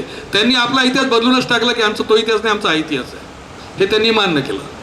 दुसरी गोष्ट, त्यांनी हे ठरवून टाकली की आपला इस्लामिक राष्ट्र आहे, बाकी काही नाही, आमचं इस्लामिक राष्ट्र आहे, आमचे पूर्वज नाही येते. तिसरं, त्यांनी मानलं की हा जो भारत उपखंड आहे, ज्याच्याबद्दल मग श्लोक आपल्या हैदराबादकर सरांनी म्हटलं, तसाच एक श्लोक आणखी आहे, हिमालयात समारभ्यम यावदिंदू सरोवरम तम देवनिर्मितम देशम हिंदुस्थानम प्रचक्षते. भारत किंवा हिंदुस्थान, हिमालयापासून खालपर्यंत असलेला हिंदू सरोवरापर्यंत असलेला हा जो देश आहे, हा जो उपखंड आहे, भारतीय उपखंड आहे, या उपखंडात आम्ही राज्य केलं आहे अनेक वर्ष. त्याच्यामुळे या उपखंडावर राज्य करण्याचा अधिकार आम्हाला आहे. त्याच्यामुळे या उपखंडात जे जे काही प्रदेश आहे ते आमच्या आधिपत्याखाली आले पाहिजे. मग आता हिंदुस्थान वेगळा झाला आहे तर तिथे गजवाए हिंद झालं पाहिजे, गजवाए हिंद असं त्यांच्या लक्षात, असं त्यांनी ठरवलं. आणखी एक गोष्ट त्यांनी ठरवली की इंग्रजांकडनं जे राज्य आहे, इंग्रजांनी जे राज्य आहे ते मुघलांकडनं घेतलं होतं. वास्तविक परिस्थिती तशी नाही आहे. शिवाजी महाराजांतर मराठ्यांचा जो विजय रथ होता तो कटकपासून अटकपर्यंत, अगदी खालपर्यंत जिंजीपर्यंत होता. तर ज्यावेळेला इंग्रजांनी राज्य घेतलं ते मराठ्यांकडनं घेतलं, पण त्यांनी असं मान्य केलं की इंग्रजांनी मुघलांकडनं राज्य घेतलं. त्याच्यामुळे इंग्रजांनी ज्यांच्याकडनं आमच्याकडनं राज्य घेतलं होतं तर आम्हालाच या राज्याचा पूर्ण अधिकार असला पाहिजे. आम्हाला केवळ पाकिस्तान नको तर हा हिंदुस्थानचा जो भाग आहे तो सुद्धा आम्हाला पाहिजे. हे त्यांनी भारताबद्दल नॅरेटिव्ह ठरवून टाकले. त्यांनी इतिहास बदलून टाकला. त्यांना माहीत नाही आता दाहीर कन्यका कोण आहे, चंद्रगुप्त मौर्य कोण आहे, तक्षशिला काय आणि काही नाही. एवढं मोठं विद्यापीठ होतं, 700-800 वर्ष चाललेलं.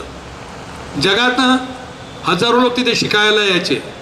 60 प्रकारचे विषय तिथे शिकवले जायचे, 64 कला शिकवल्या जायच्या. हे सगळं होतं. हे सगळं ते विसरून गेले, विसरून टाकलं त्यांनी इतिहासच बदलून टाकला. तर त्यांचा नॅरेटिव्ह भारताबद्दल काय आहे की भारताला आम्हाला गजवाए हिंद बनवायचं आहे. हा नॅरेटिव्ह आपण समजून घेतला पाहिजे, कारण की आपल्याला आता सूक्ष्म आक्रमणाचा विचार करायचा आहे. बाहेरचं आक्रमण थोपायला आपण आता सक्षम झालो. पहिले आपले सैनिक मार खायचे, कोणाचं शिर काढलं जायचं आणि तिथे पाकिस्तानात जाऊन त्याचा चेंडू खेळला जायचा. आता पुलवामा झालं की बालाकोट होते, घुस के मारेंगे. हे नवीन नॅरेटिव्ह तयार झालं. तिकडे आणखी दुसरं उरी झालं की तिथे जाऊन आपण डायरेक्ट अटॅक करतो. आता एक वेगळं नॅरेटिव्ह सेट झालेलं आहे की आता आम्ही फक्त निषेध नाही करणार, आम्ही फक्त बोंबाबोंब नाही करणार, आम्ही UN नाही जाणार, हम घुस के मारेंगे. तुम्ही आगळी केली आम्ही घुसून मारू, अशा प्रकारचं एक नॅरेटिव्ह आता सेट झालेलं आहे. तर आम्ही सीमावर स्वतः संरक्षण करतोय. पण हे जे बारकं जे आक्रमण आहे ते काय, कारण पाकिस्तानने हे ठरवलेलं आहे की 48चं युद्ध, 65चं युद्ध आणि 71चं युद्ध याच्यामध्ये आपण मार खाल्ला आहे. आपल्याला कल्पना आहे 71च्या युद्धात 93,000 सैनिक आपण त्यांचे बंदिवान केले होते बांगलादेशमध्ये. तर आता आपण शक्य नाही यांच्या पुढे. त्याच्यानंतर आणखी त्यांनी आगळी केली होती 99मध्ये कारगिलमध्ये, तिथे सुद्धा त्यांनी मार खाल्ला. तर त्यांचे आता हे प्रयत्न नंतर सुरू झाले की आपल्याला आता वेगळ्या तऱ्हेचं काम केलं पाहिजे. आतंकवाद, हा आतंकवाद त्यांनी सुरू केलेला आहे. म्हणजे हे थोडं छुपं युद्ध झालं. हे डायरेक्ट युद्ध नाही, आमने सामनेचं युद्ध नाही, तर हे छुपं युद्ध एक प्रकारचं सुरू केलं आहे. आणि हे सगळं हे झाली पाकिस्तानचं नॅरेटिव्ह भारताबद्दल. पण भारताचं नॅरेटिव्ह आहे का आमचा दोस्त आहे, आमचा दोस्त आहे, आमचा दोस्त आहे म्हणणार आहे का आपण पाकिस्तानला? तर जो भारताला आपला नॅरेटिव्ह पाकिस्तानबद्दल सेट करावा लागेल. दुसरीकडे चीन आहे. डोकलाम झालं, गलवान झालं, आपल्याला माहिती आहे काय होत आहे. याच्यापूर्वी 62मध्ये काय झालं, अक्साई चीन खाऊन टाकला चीनने. म्हणजे अक्साई चिन्ह जो भाग होता, चीन नाही, अक्साई चिन्ह काश्मीरचा एक तुकडा हा त्यांनी खाऊन टाकला. जसा POK आहे तो पाकिस्तानने 48मध्ये खाल्लेला आहे आणि आपल्या नेत्यांच्या मूर्खपणामुळे तो तिकडे राहून गेला. तसंच अक्साई चिन्ह आहे तोही तिकडे गेलेला आहे चायनाकडे. आणि त्यांचं गलवान आणि डोकलाम आणि सगळे गडबडी सुरू असतात. अरुणाचलला आपला प्रदेश मानतात, ते अरुणाचलला आपला प्रदेश मानतात. असा हा चीन आहे. त्यांचे काय नॅरेटिव्ह आहे भारताबद्दल? आम्ही जगातले सगळ्यात जुनं सिव्हिलायझेशन आहे असं ते म्हणतात. वास्तविक तसं आहे का? कारण भारतासारखं सिव्हिलायझेशन जुनं नाही आहे. निलेश ओकांचे एक खूप मोठा अभ्यासपूर्ण याच्यावर रिसर्च आहे, खूप अभ्यास केलेला आहे त्यांनी. तर निलेश ओकांनी जे काढलेलं आहे की महाभारत काळ कधीचा आहे तर 7,000 वर्ष जुना, रामायण काळ कधी आहे तर 14,000 वर्ष जुना, आणि वेद काळ काय आहे तर 25,000 वर्ष जुना. आता वेदात जर एवढं ज्ञान आहे, एवढं विज्ञान आहे, तर ते निर्माण व्हायला काही 5-25,000 वर्ष लागले असतील की नाही? तर म्हणजे किती जुनं आहेत आपलं राष्ट्र, हे सनातन राष्ट्र किती जुनं आहे. चीनचं काय ते 10,000 वर्ष सांगतात. चला ठीक आहे, 10,000 वर्ष जुनं त्यांचं राष्ट्र, सगळ्यात मोठी जमीन आणि सगळ्यात जास्त जनसंख्या, या आधारे साऱ्या जगावर नेतृत्व करण्याचा अधिकार आम्हाला आहे. आणि चीनमध्ये कुठल्याही प्रकारे लोकशाही नाही आहे, पाकिस्तानमध्ये सुद्धा नाही आहे. बरं, इलेक्शन होतात तिथे जे निवडून येतात ते सगळे मुखवटे असतात. आपल्याला माहीत नाही आजपर्यंत पाकिस्तानमध्ये जेवढे काही राष्ट्राध्यक्ष आणि पंतप्रधान झाले असतील तर या तर मिलिटरीवाले झाले, या तर मिलिटरीच्या हातचं बाहुलं जे होते ते झाले. तिथे काही लोकशाही नाही आहे. चीनमध्ये सुद्धा लोकशाही नाही आहे. तिथे एका गटाचं सगळं चालतं आहे आणि तो गट मग तियानमेन चौकात लाखो लोकांना चिरडून टाकण्यावर काही करू शकतात. ते असा जबरदस्त इतिहास आहे. तर हे चीन विस्तारवादी ते भारतातही घुसखोरी करायचा प्रयत्न करतं आणि त्यांना माहिती आहे भारत हा आपल्याला तोडीस तोड आहे आणि भारताला आपल्याला नामवून करायचं आहे हे त्यांनी ठरवून टाकलेलं आहे. म्हणून या आगळीकी करत असतात, ते त्रास देत असतात ते. पण आता आपण तिथेही पूर्वी तो काय करायचा, 4 पावलं पुढे यायचा 1 पाऊल मागे जायचा. पण आता काय झालं, आता 10 वर्षात आपला फरक पडलेला आहे. आता तो 4 पावलं पुढे आला की 4 पावलं त्याला मागे ढकलतो आणि त्याच्या माणसांना मारून टाकतो. अशी आपली स्थिती झालेली आहे. मग मी म्हटलं घुसके मारेंगे नॅरेटिव्ह सुरू झालेला आहे. त्याच्यामुळे आता चीन तेवढा समोर येऊ शकत नाही आहे. पण त्याची दुसरी दिशा त्यांनी पकडलेली आहे. त्यांनी आपल्या भोवतालचे जे मित्र राष्ट्र आहेत किंवा आपले शत्रू राष्ट्र आहेत त्यांच्याकडे आपलं बस्तान वाढवायचा प्रयत्न केला. मग त्यांनी म्यानमार असेल, तिकडे थायलंड असेल, श्रीलंका असेल, मालदीवचं उदाहरण आपल्याला माहिती आत्ताच झालेलं आहे, मालदीव्स असेल, पाकिस्तान आहेत, या सगळ्यांना मदत द्यायची आणि भारताच्या विरुद्ध त्यांना चिथवायचं. यासोबतच त्या भोवताल खालच्या सगळ्या प्रदेशामध्ये त्यांची ठाणे, मिलिटरीचे ठाणे निर्माण करायचे, मिलिटरीचे सेंटर्स निर्माण करायचे. आपल्याला कल्पना नाही, साऱ्या पृथ्वीमध्ये जो गरम पाण्याचा जो समुद्र आहे तो भारताच्या खालचा तो जो आहे हिंद महासागर तो आहे. आणि साऱ्या जगातलं जे पूर्ण यातायात जे चालते, जे सगळे जहाजं जातात आणि सगळं ट्रान्सपोर्टेशनचं चालतं ते आपल्या त्याच याच्यातनं चालतं, खालच्या हिंद महासागरातनं चालतं. कारण की गरम पाण्याचा तो समुद्र आहे आणि हा आपल्या जवळ आहे. तर त्याला घेरण्याचा कार्यक्रम हा चीन करायचा प्रयत्न करतो आहे. वास्तविक आपली 30 लाख स्क्वेअर किलोमीटर आपली जमीन प्लस 20 लाख स्क्वेअर किलोमीटरचा आपला जो समुद्राच्या भोवताचा पट्टा हा आपला आहे. पण याला डिस्टर्ब करण्याचा प्रयत्न चायना करत असतं. तर चायनाने आपले कामं सुरू केलेलं आहे. आणखी चायना काम करतं, चीन काम करत असतं की आपल्या देशामधल्या असंतुष्टांना मदत करणे आणि त्यांच्या देशाच्या विरोधात भडकवणे, अशांतता निर्माण करणे, अशा प्रकारचे कामं चीन करत होतो. तर या 2 देशाबद्दल आपल्या देशाचा नॅरेटिव्ह, आपला विमर्श त्याच्याबद्दल काय असला पाहिजे, त्यांनी आपले नॅरेटिव्ह सेट केले आहे. आपण आपले नॅरेटिव्ह सेट केले का? आपण हा सगळा का विचार करायचा? त्या बॉर्डरवर जे लोक लढतात आहेत, बॉर्डरवर जे गेलेले आहेत ते सगळे सैनिक, ते सगळे देशभक्त आहे. आपणही देशभक्त आहोत. मग देशभक्त असताना आपण काय करणार? तर पण या गोष्टीचा, या आक्रमणाचा विचार आपण केला पाहिजे ना. ते आक्रमण थोपवून धरायला आपली मिलिटरी समर्थ आहे आणि आपण हे सिद्ध करतोय आजकाल. आपल्याजवळ अणुबॉम्बही आहे, सगळंच आहे. आपल्याजवळ आज राफेलही आहे आणि विविध प्रकारचे मिसाईल्स आहेत, सगळं आहे आपल्याकडे. त्याला ते सक्षम आहे बॉर्डर सांभाळायला. पण हा जो अंतर्गत जो भाग आहे हा सांभाळायला आम्ही सक्षम आहोत का? हे युद्ध कोणाला लढायचं आहे? तर हे आम्हाला लढायचं आहे. हे जे आक्रमण, वैचारिक आक्रमण आहे, ह्याच्याशी कोण लढणार? याच्याशी आम्ही लढणार. तर या सगळ्यांबद्दलचे विमर्श जे आहे ते आपल्याला सेट करावं लागतील की आम्हाला यांच्याशी कसं वागायचं आहे, हे आमच्याशी कसं वागतात आणि आम्हाला यांच्याशी कसं वागायचं. भारतामध्ये अनेक घटना अशा घडतात की ज्याच्यात चीनचा हात याचं लक्षात येतं. नक्षलवादी मुवमेंट, चीनचा हात असतो त्याच्यामध्ये. त्यांना सगळी मदत वगैरे तिकडून येत असते. हे जे नक्षलवाद जो फोफावलेला आहे याला चीनची मदत आहे. नॉर्थ ईस्ट भारतामध्ये सुद्धा खूप गडबडी ते करत असतात. आता मणिपूरचं आपण उदाहरण पाहतो, तिथेही चीनचा कुठेतरी हात आहे. तर हे सगळे प्रयत्न त्यांचे सुरू असतात. तर अशा प्रकारचे जे विमर्श आहेत हे विमर्श आपल्या या 2 देशांमध्ये होत असतात. या 2 देशाशी संबंधित आपल्याला हे सेट करावे लागतील की त्यांचं आणि आपलं हे काय आहे. आता भारतामध्ये येऊ आपण की भारतामध्ये काय झालं की 1818 मध्ये इंग्रजांनी साधारणपणे पूर्ण भारताला कब्जात घेतल्यासारखं झालं होतं. कोणाकडनं घेतलं होतं? मराठ्यांकडनं घेतलं होतं. हा आपला विमर्श आहे. मुघलांकडनं नव्हतं घेतलं. मुघल तोपर्यंत संपले होते. दिल्लीचं तख्त मराठ्यांचं मांडलिक झालं होतं. आपण मराठ्यांकडनं ते इंग्रजांकडे गेलं होतं. हा एक आहे. तर मग इंग्रजांनी काय ठरवलं? जरा हुशार लोक, इंग्रजांनी ठरवलं की या लोकांचं मानमर्दन करायचं आणि काळे इंग्रज तयार करायचे. आपल्याला माहिती आहे पुढे जाऊन मेकॉलेनी एक शिक्षण पद्धती आणली. त्यावेळेचा एक रॉबर्ट कॉल्वेल म्हणून होता. आता याची सुरुवात कशी होती कामाची बघा. यांनी ठरवलं की भारतातल्या या सगळ्या लोकांना जर आपल्याला मानसिकरित्या तोडायचं असेल तर भारतातलं राजकीय, भारतातलं सामाजिक, भारतातलं शैक्षणिक, भारतातलं सांस्कृतिक, भारतातलं पारिवारिक हा जो काही सिस्टीम ढाचा आहे याला आघात केला पाहिजे. आणि त्याप्रमाणे त्यांनी प्रयत्न सुरू केले म्हणजे काय केलं, त्यांनी रॉयल एशियाटिक सोसायटीची स्थापना केली 1823मध्ये आणि त्याच्यामार्फत हे सगळे त्यांनी अभ्यास सुरू केले आपल्या इथल्या प्रथांचा, आपल्या काय प्रथा आहे, आपले देव कोण आहेत, आपल्या इथे जाती प्रथा कशी आहे, जातीभेद आहे का, जातीमध्ये सामंजस्य आहे, या सगळ्या गोष्टींचा विचार केला. भाषा पद्धती कशी आहे, 2 भाषांमध्ये काय संबंध आहे, ढकललं. मग ते फक्त 4 प्रांतात राहिले, म्हणजे खालच्या दक्षिण भारतात राहिले वगैरे, ही नंतरची थिअरी. आणि याचा परिणाम पहा कसा असतो. हे जे इंग्रजांनी जे नॅरेटिव्ह निर्माण केला, हा नॅरेटिव्ह आहे त्यांचा, एक विमर्श तयार केला त्यांनी, त्या नॅरेटिव्हचा परिणाम कसा असतो. द्रविड मुन्नेत्र कळघम DMK पक्ष आहे तिथे, याचे फॉर्मर कोण होते माहिती आहे का आपल्याला. त्याचे रामस्वामी पेरियर होते सुरुवात करणारे, आणि रामस्वामी पेरियरचा करुणानिधी हे शिष्य.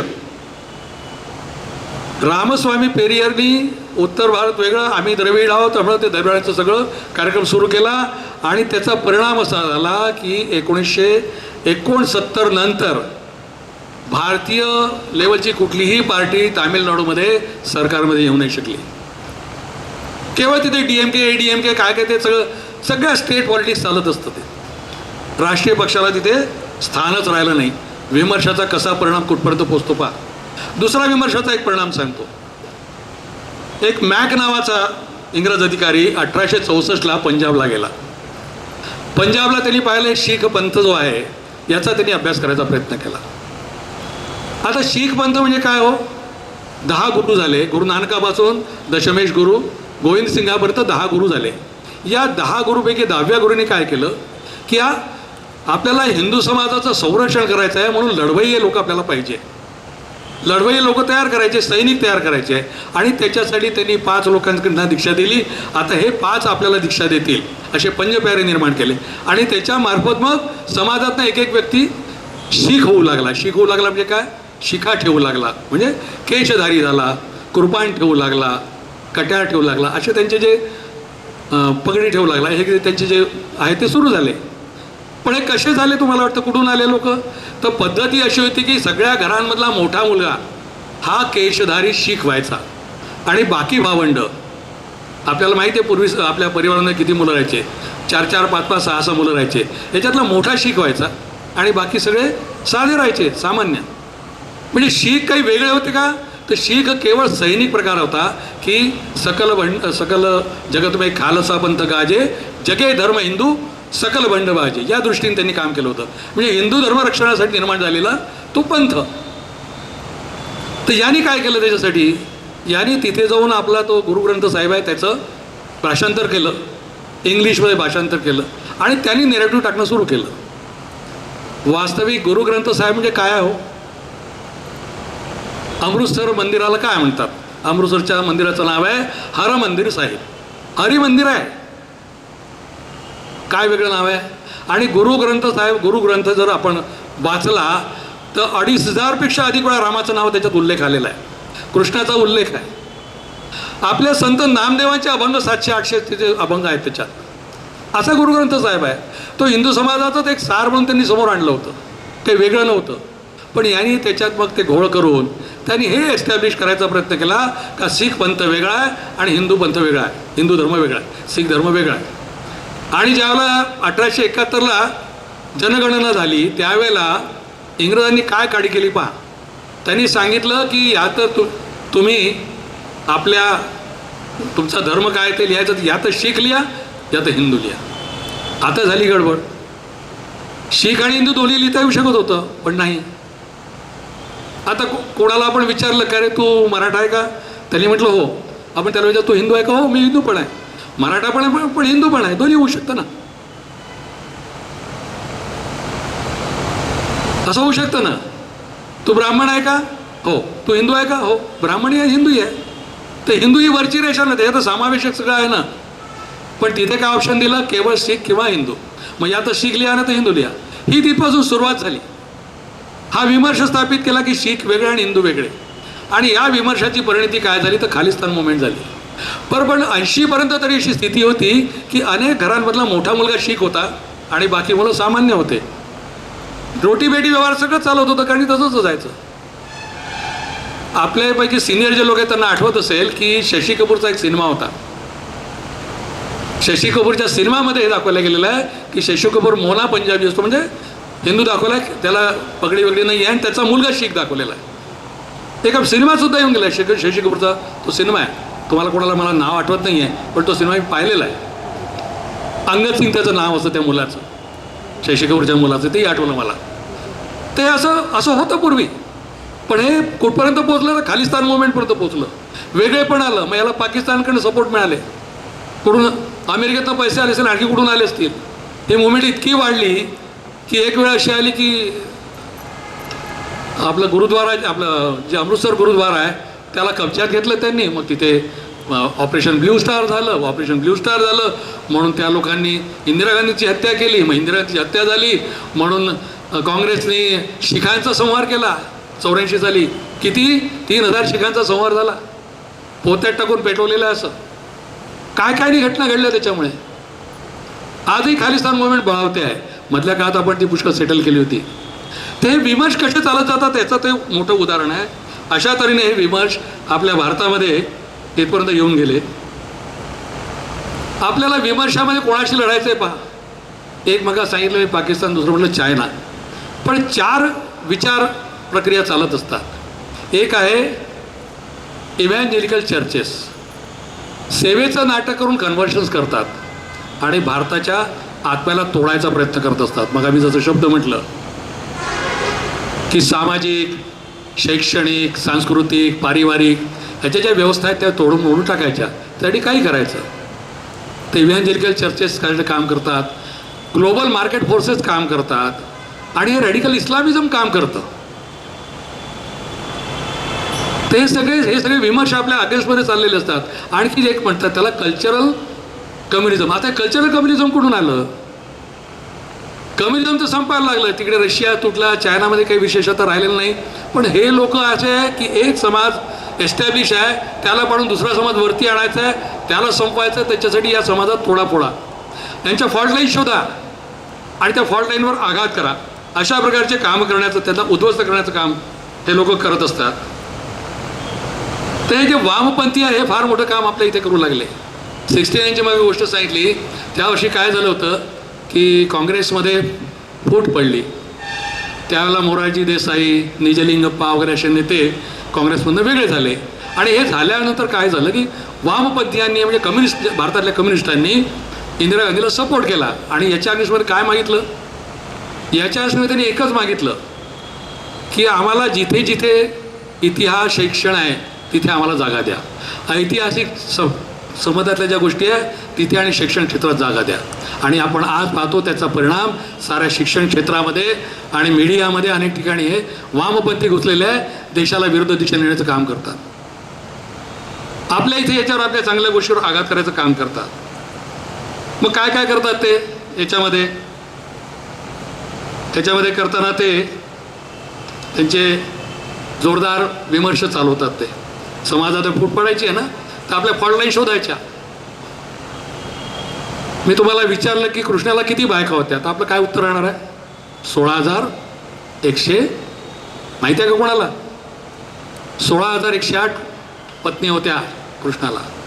आता 16,108 पत्नी आहे तर त्यांनी काय विमर्श त्यावर टाकावा? अरे तुमचा कृष्ण तर स्त्री लंपट होता, 16,108 पत्नी केल्या त्यांनी. अशा तऱ्हेचं काहीतरी चालवायचं.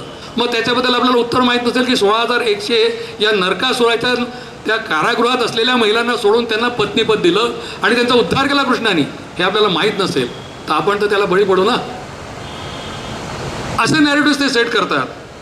शिवाजी महाराजांना फारसं त्यांना करता येत नाही, पण मग काय, आता रत्नागिरीमध्ये एक याकूब शेख, काय नाव त्याचं, याकूब बाबा, एक याकूब बाबाची मजार आहे रत्नागिरीमध्ये.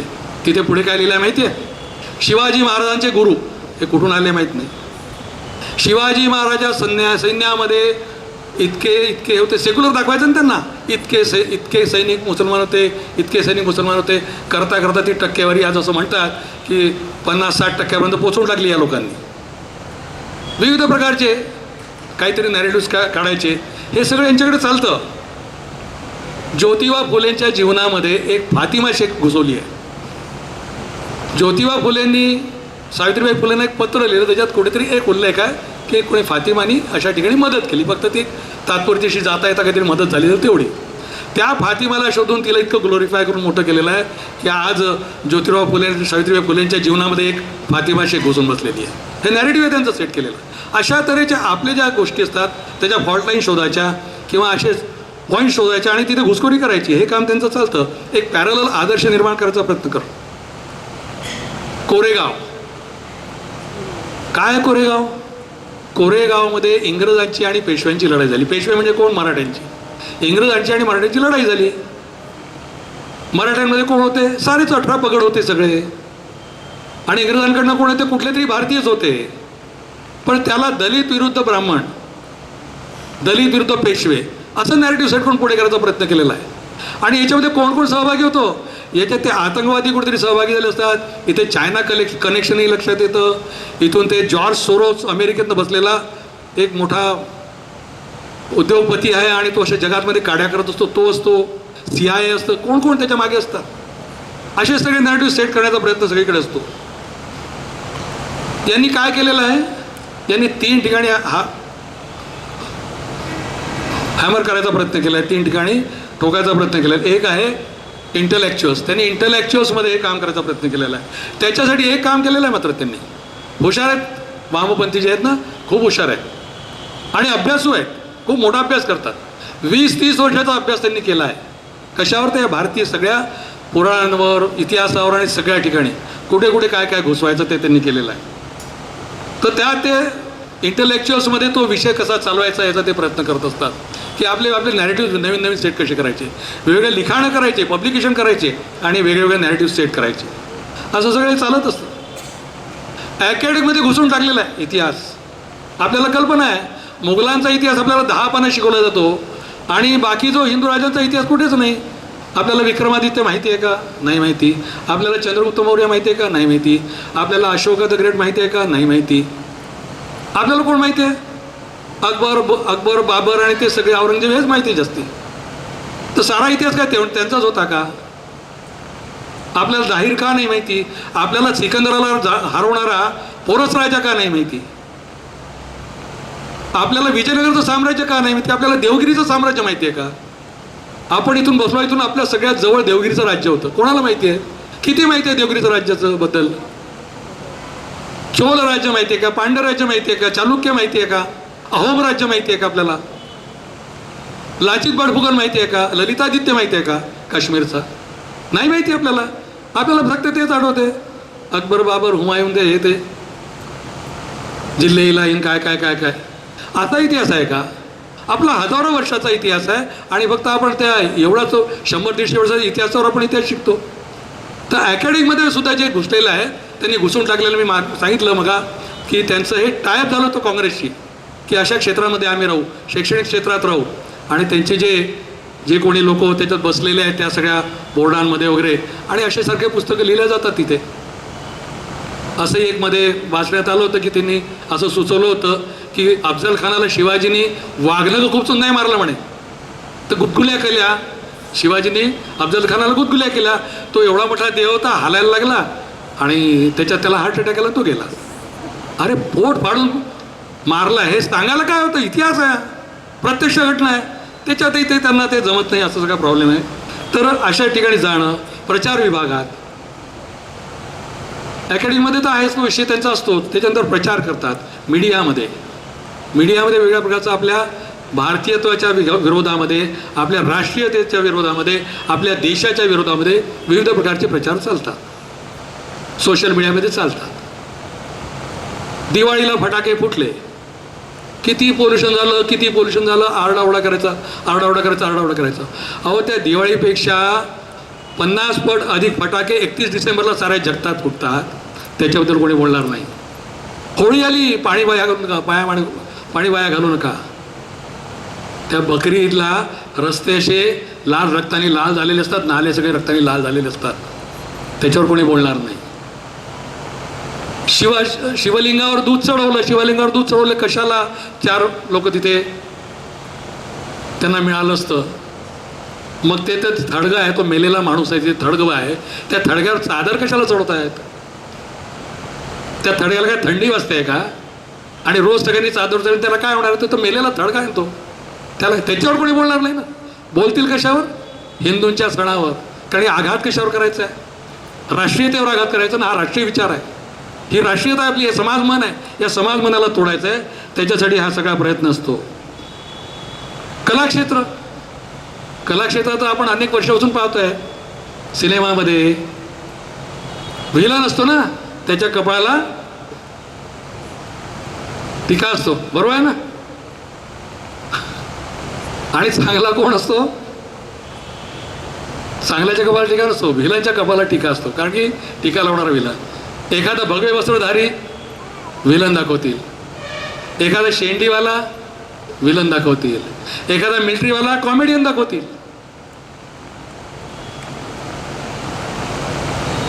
इतकं विचित्र सगळं सुरू असतं मीडियामध्ये, टी व्हीमध्ये, सिनेमामध्ये. तो आता एक सिनेमा कुठला तरी मध्ये येऊन गेला, मला नाव काही तर आठवत नाही, सिनेमाची फारशी माहिती नसते, पण सारा अली खानचा आहे तो बहुतेक सिनेमा. ती घरनं पळून जाते आणि कोणतरी पळून आलेलं आहे, दोघं ट्रेनमध्ये बसलेले आहेत. दोघांचं सुरू होते, तू तुझी लव्ह स्टोरी सांग, मी माझी लव्ह स्टोरी सांगतो. तो सांगतो की मी माझ्या घराजवळ राहणारी, माझ्या परिवाराच्या जवळ असणे, माझी मैत्रीण असलेली, तिच्याशी माझं प्रेम झालं आणि माझं तिच्याशी आता प्रेमविवाह होणार आहे. हे लव्ह मॅरेज आहे माझं, हे यशस्वी लव्ह मॅरेज आहे. ती म्हणते हट, हे काय लव्ह मॅरेज आहे?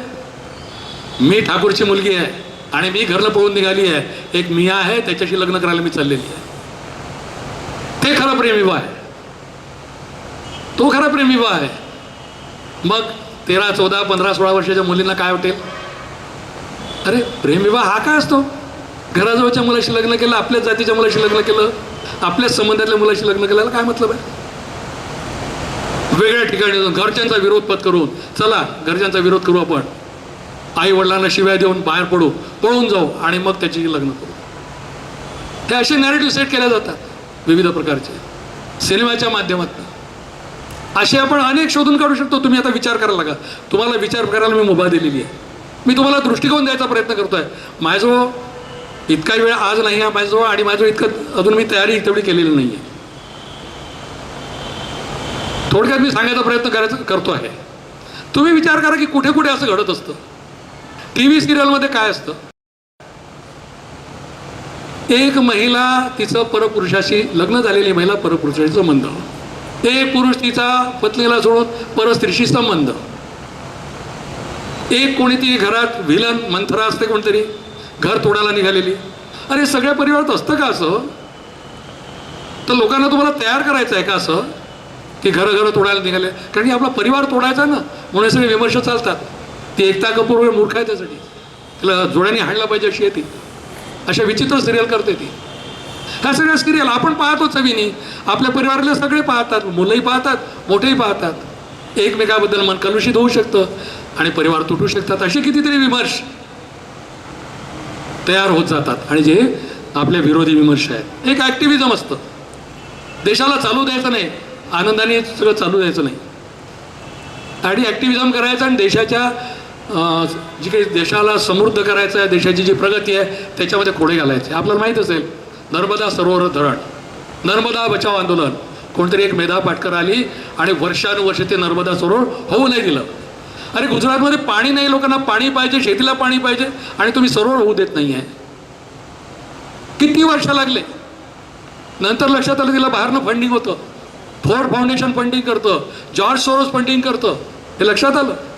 आज ते सरोवर निर्माण झालेलं आहे, आज लोकांना तिथे पाणी मिळालेलं आहे. गुजरातमध्ये कच्छपर्यंत पाणी गेलेलं आहे, पण त्यावेळेला किती त्रास दिला त्यांनी. शेतकऱ्यांसाठी 3 नियम आणले, एकदम ॲक्टिव्हिजम सुरू झालं, शेतकऱ्यांचा मोर्चा. पण शेतकऱ्यांचे मोर्चे कसे हो? रस्त्यावर टेंट लागलेले आहे, आतमध्ये AC लागलेले आहे, दारूच्या बाटल्या येऊन राहिल्या आणि सगळे मस्त मजेत. कुठून येतोय पैसा? ते बाहेरचे फंडिंग यांना मिळत असतं. देशातले जे देशविरोधी लोक आहे ते फंडिंग करत असतात. अशा प्रकारचे विमर्श चालतात. शाहीनबाग प्रकरण, CAA साठी शाहीनबाग झालं. किती दिवस जनतेला जेरीस धरलं होतं, रस्ता, मेन रस्ता अडवून ठेवला. हे असं ॲक्टिव्हिजम यांचं चालतं. अशा विचित्र गोष्टी ते राष्ट्रासाठी करत असतात. तर अशा सगळ्या ॲक्टिव्हिजममुळे सुद्धा देशाचं नुकसान होत असतं आणि देशाच्या विरोधात वातावरण तयार होत असतं, समाज मन कलुषित होत असतं आणि त्यातनं समाज खराब होत असतो आणि आपला समृद्ध देश होण्याला अटकाव येत असतो. काही ग्लोबल मार्केट फोर्सेससुद्धा काम करतात. आणखी एक गोष्ट आहे, ग्लोबल मार्केट फोर्सेस यांचा एक विमर्श चालतो माहिती आहे का? ग्लोबल मार्केट फोर्सेस काय आहे? पूर्वी आपण एक जाहिरात पाहायचो, अरे तुमच्या दंतमंजनामध्ये चारकोल आहे, कोळसा आहे, ॲक्ट बेकार आहे. आता 30 कंपनी सांगते टूथपेस्टमध्ये चारकोल आहे आमच्या, ही चांगली आहे. म्हणजे जे त्यांनी त्यावेळेला ठरवलं की चारकोल नको, आता त्यांनी ठरवलं चारकोल पाहिजे. शुगरचं रेंज काय असावी? शुगरची रेंज एक मार्केट फोर्सेस ठरवतात की किती असली पाहिजे. तुम्ही 5-10 जरी वाढवली तर जास्तीत जास्त लोक त्या डायबिटीसमध्ये येतात आणि तेवढ्या मग तेवढ्या औषधांचा खप वाढतो. असे मार्केट फोर्सेस काम करत असतात. आपण तो हा सिनेमा पाहिला असेल, आम्ही बऱ्याच सिनेमांचा उल्लेख करतो. तुम्ही म्हणाल की हा किती सिनेमा पाहतो? मी सिनेमा पाहतो, मला आवडतात, पण आपणही पाहत असता. वॅक्सिन वॉर सिनेमा पाहिला असेल सगळ्यांनी.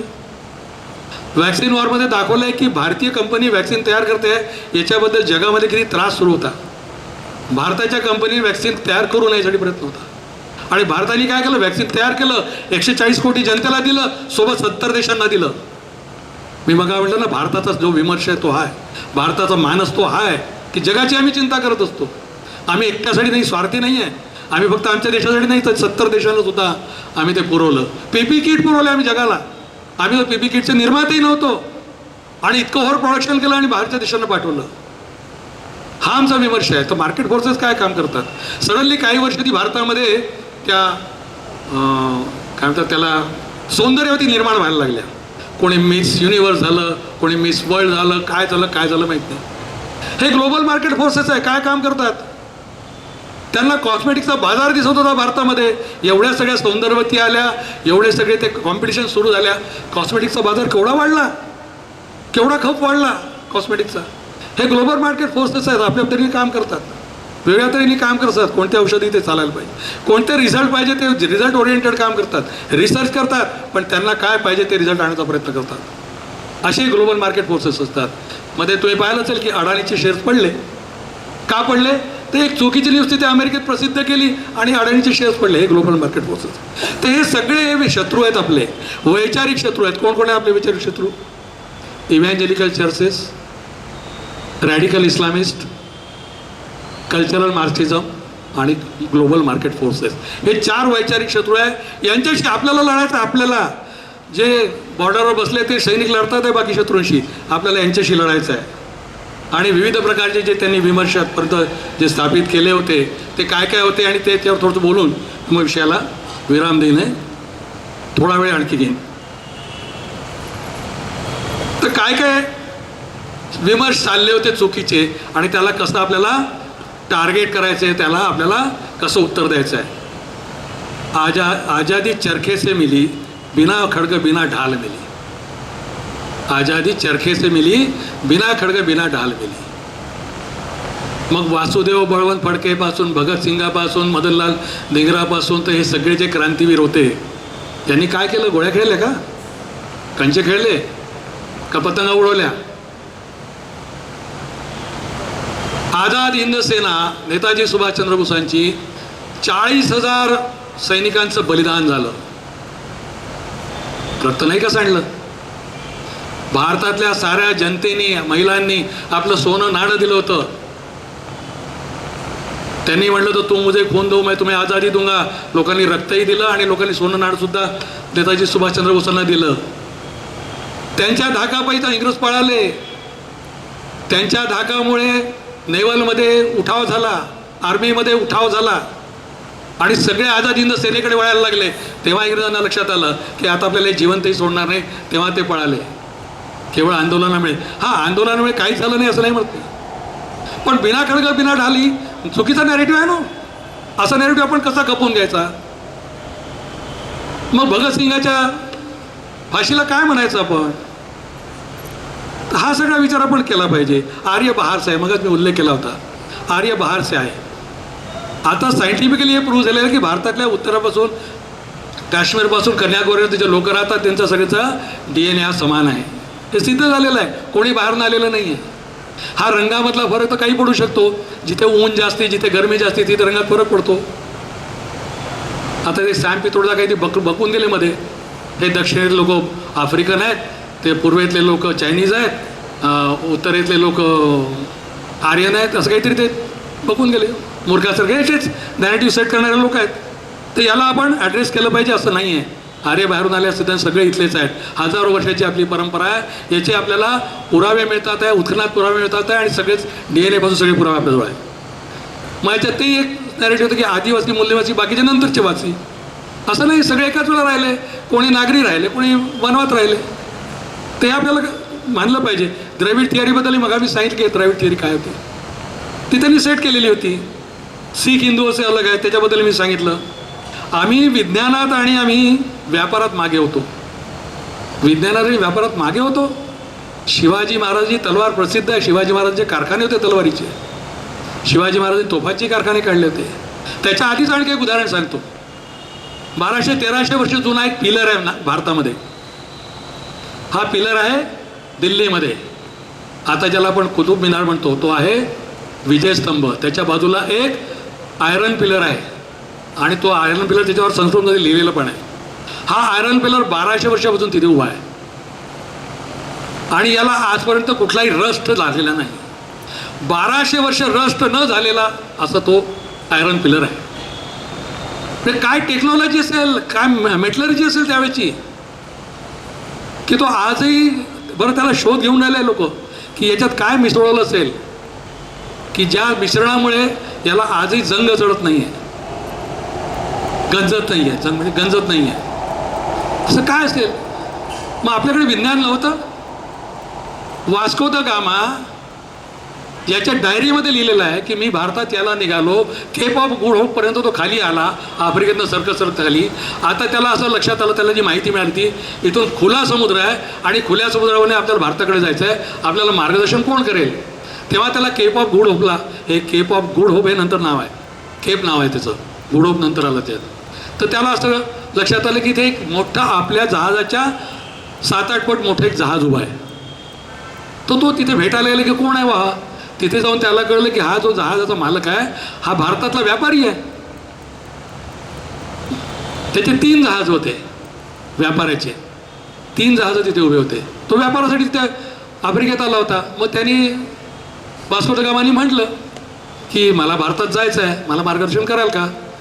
तो म्हणाला व्यापारी चला काय हरकत नाही. त्याचं जहाजमध्ये लहानसं, वास्को द गामाचं लहानसं जहाज आणि बाजूला 2 मोठे मागे एक मोठं जहाज.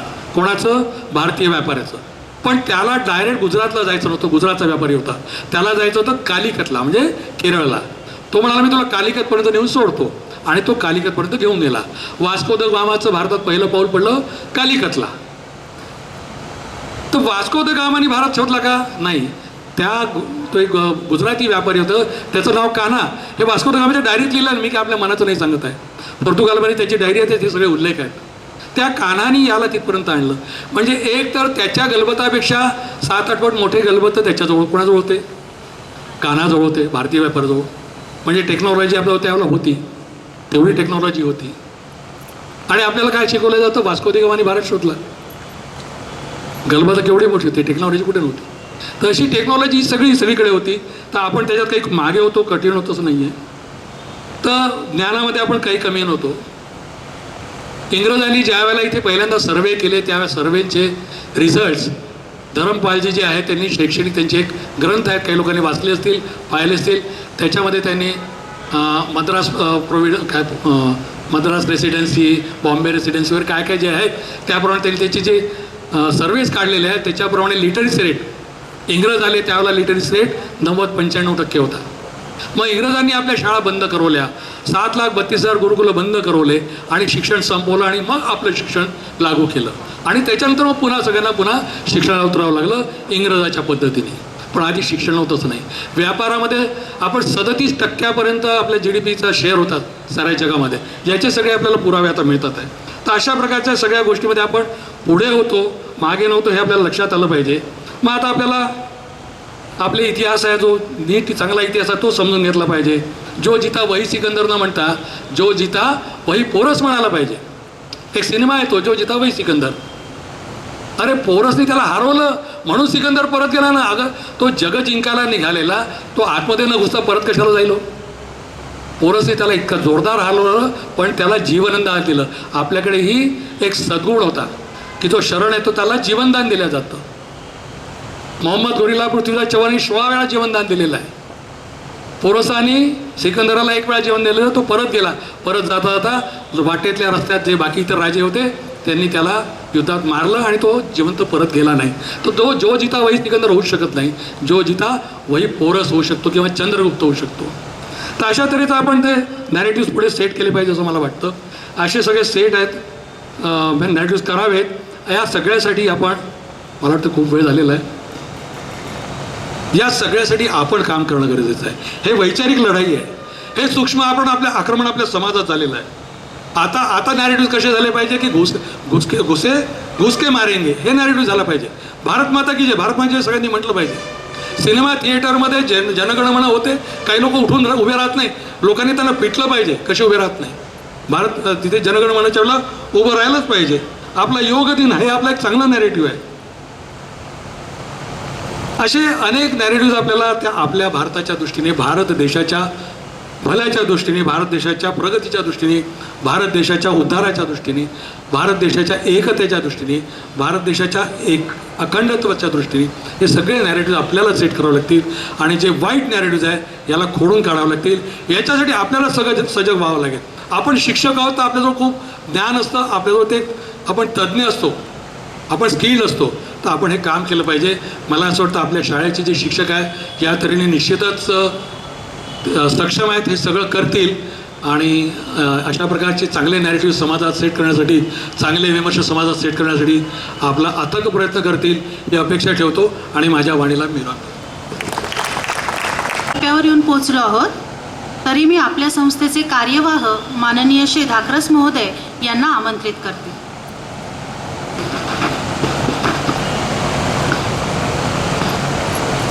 आत्ताच आपण अतिशय माहितीपूर्ण विषय ऐकला. तो विषय माहितीपूर्ण आपल्यासमोर आला पाहिजे. सूक्ष्म आक्रमण म्हणजे काय हे समजलं पाहिजे. म्हणून मुद्दाम सुरुवातीलाच आपण पेय आणि नाश्त्याची व्यवस्था केली होती. त्याच्यामुळे 9 वाजेपर्यंत हे भाषण होणार हे माहिती होतं. त्याची व्यवस्थाच सुरुवातीपासून केली होती. प्रत्येक कार्यक्रमाच्या मागे कुठेतरी सूक्ष्म कल्पना असते, ती कधी कधी कळत नाही, ती नंतर सांगितली पाहिजे म्हणून सांगितलं तुम्हाला. आजचा जो मध्ये शंकराचार्यांचं स्तोत्र म्हटलं त्याच्यामध्ये एक वाक्य होतं की अहम भोजनम नैव भोज्यम न भोक्तः. तर या दृष्टीने भोजनाची व्यवस्था मागे केली आहे. आपण भोगता नाही आहे तरी पण भूक तर लागतेच ना, त्याच्यामुळे जावं लागतं. त्याची व्यवस्था ही नेहमीपेक्षा थोडीशी वेगळी केली आहे. वालेकर सरांच्या कल्पनेतून पाणीपुरीचे 2 काउंटर आहे. नेहमीसारखं भोजन नाही आहे. नाव थोडेसे वेगळे आहेत, खाल्ल्यावर तुम्हाला लक्षात येईल. बटर बजाज डोसा असे 2 काउंटर आहे. पाणीपुरी छोलेपुरी हा 2 काउंटर आहे. दहीवडा म्हणजे दही भल्ला 2 काउंटर आहे. बाकी स्वीटमध्ये केशर जलेबी आणि रबडी कुल्हडमध्ये, आणि शिवाय कुल्फी आहे. पचेल तेवढं आणि आवश्यक तेवढं. आणि त्याच्यानंतर आता नॅरेटिव्हचा विषय सुरू केला, पण त्या नॅरेटिव्हमध्ये चीनचाही उल्लेख केला म्हणून तुम्हाला थोडंसं चायनीज आयटमचाही आनंद यावा म्हणून पास्ता पण आहे. व्हाईट सॉस आणि तसं ते इटालियन डिश आहे त्यामुळे, आणि शिवाय व्हाईट सॉस पण आहे. ज्याला जे पाहिजे ते आपण खाऊ शकतो. नेहमी पद्धतीचं जेवण नाही आहे. सगळ्यात महत्त्वाची गोष्ट म्हणजे आपल्या सगळ्यांना इथे आलात, आपण या कार्यक्रमामध्ये सहभागी झाला, आपल्या सगळ्यांचं खूप खूप विषयी कृतज्ञता व्यक्त करतो. तुम्हाला धन्यवाद देतो. रिटायर्ड झालेले आणि रिटायर्ड होणारे असेही शिक्षक आले, त्यांनी इथल्या स्वागताचा स्वीकार केला, त्याच्याबद्दल त्यांचेही आभार मानतो. आणि आपण सगळ्यांनी हा कार्यक्रम चांगल्या तऱ्हेने ऐकला असेल, त्यातली प्रत्येक गोष्टीची नोंद केली असेल, तर भविष्यात त्याचा आपल्याला उपयोग होईल. आणि तो केला असेल, त्याचा उपयोग केला तर तुम्हालाही भविष्यासाठी धन्यवाद देतो. आजच्या कार्यक्रमाला भारतीय शिक्षण मंडळाचे विदर्भाचे संघटन मंत्री श्रीमान नितेश सिंगजी आज उपस्थित राहिले, त्यांच्याही प्रति कृतज्ञता व्यक्त करतो. आपल्याकडे एक नॅरेटिव्ह असा आहे की अल्पसंख्य आणि बहुसंख्य, तर बहुसंख्य असणाऱ्या स्त्रियांना पहिले जीव द्यावं आणि अल्पसंख्य असलेल्या पुरुषांनी नंतर त्याचा आस्वाद घ्यावा, एवढी विनंती करतो. सगळ्यांनाच धन्यवाद देतो आणि आपण जेवणाचा जरूर आस्वाद करावा. धन्यवाद. आणि आपल्याला सगळ्यांना पाहून परत गेला आणि तो परत जातोच. आता शांतीमंत्र होईल, मग आपण जागा सोडू.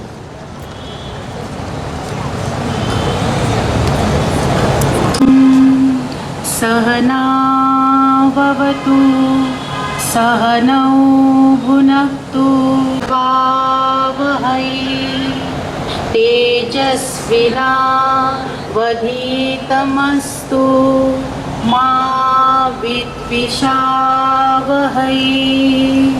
ॐ शान्तिः शान्तिः शान्तिः. धन्यवाद.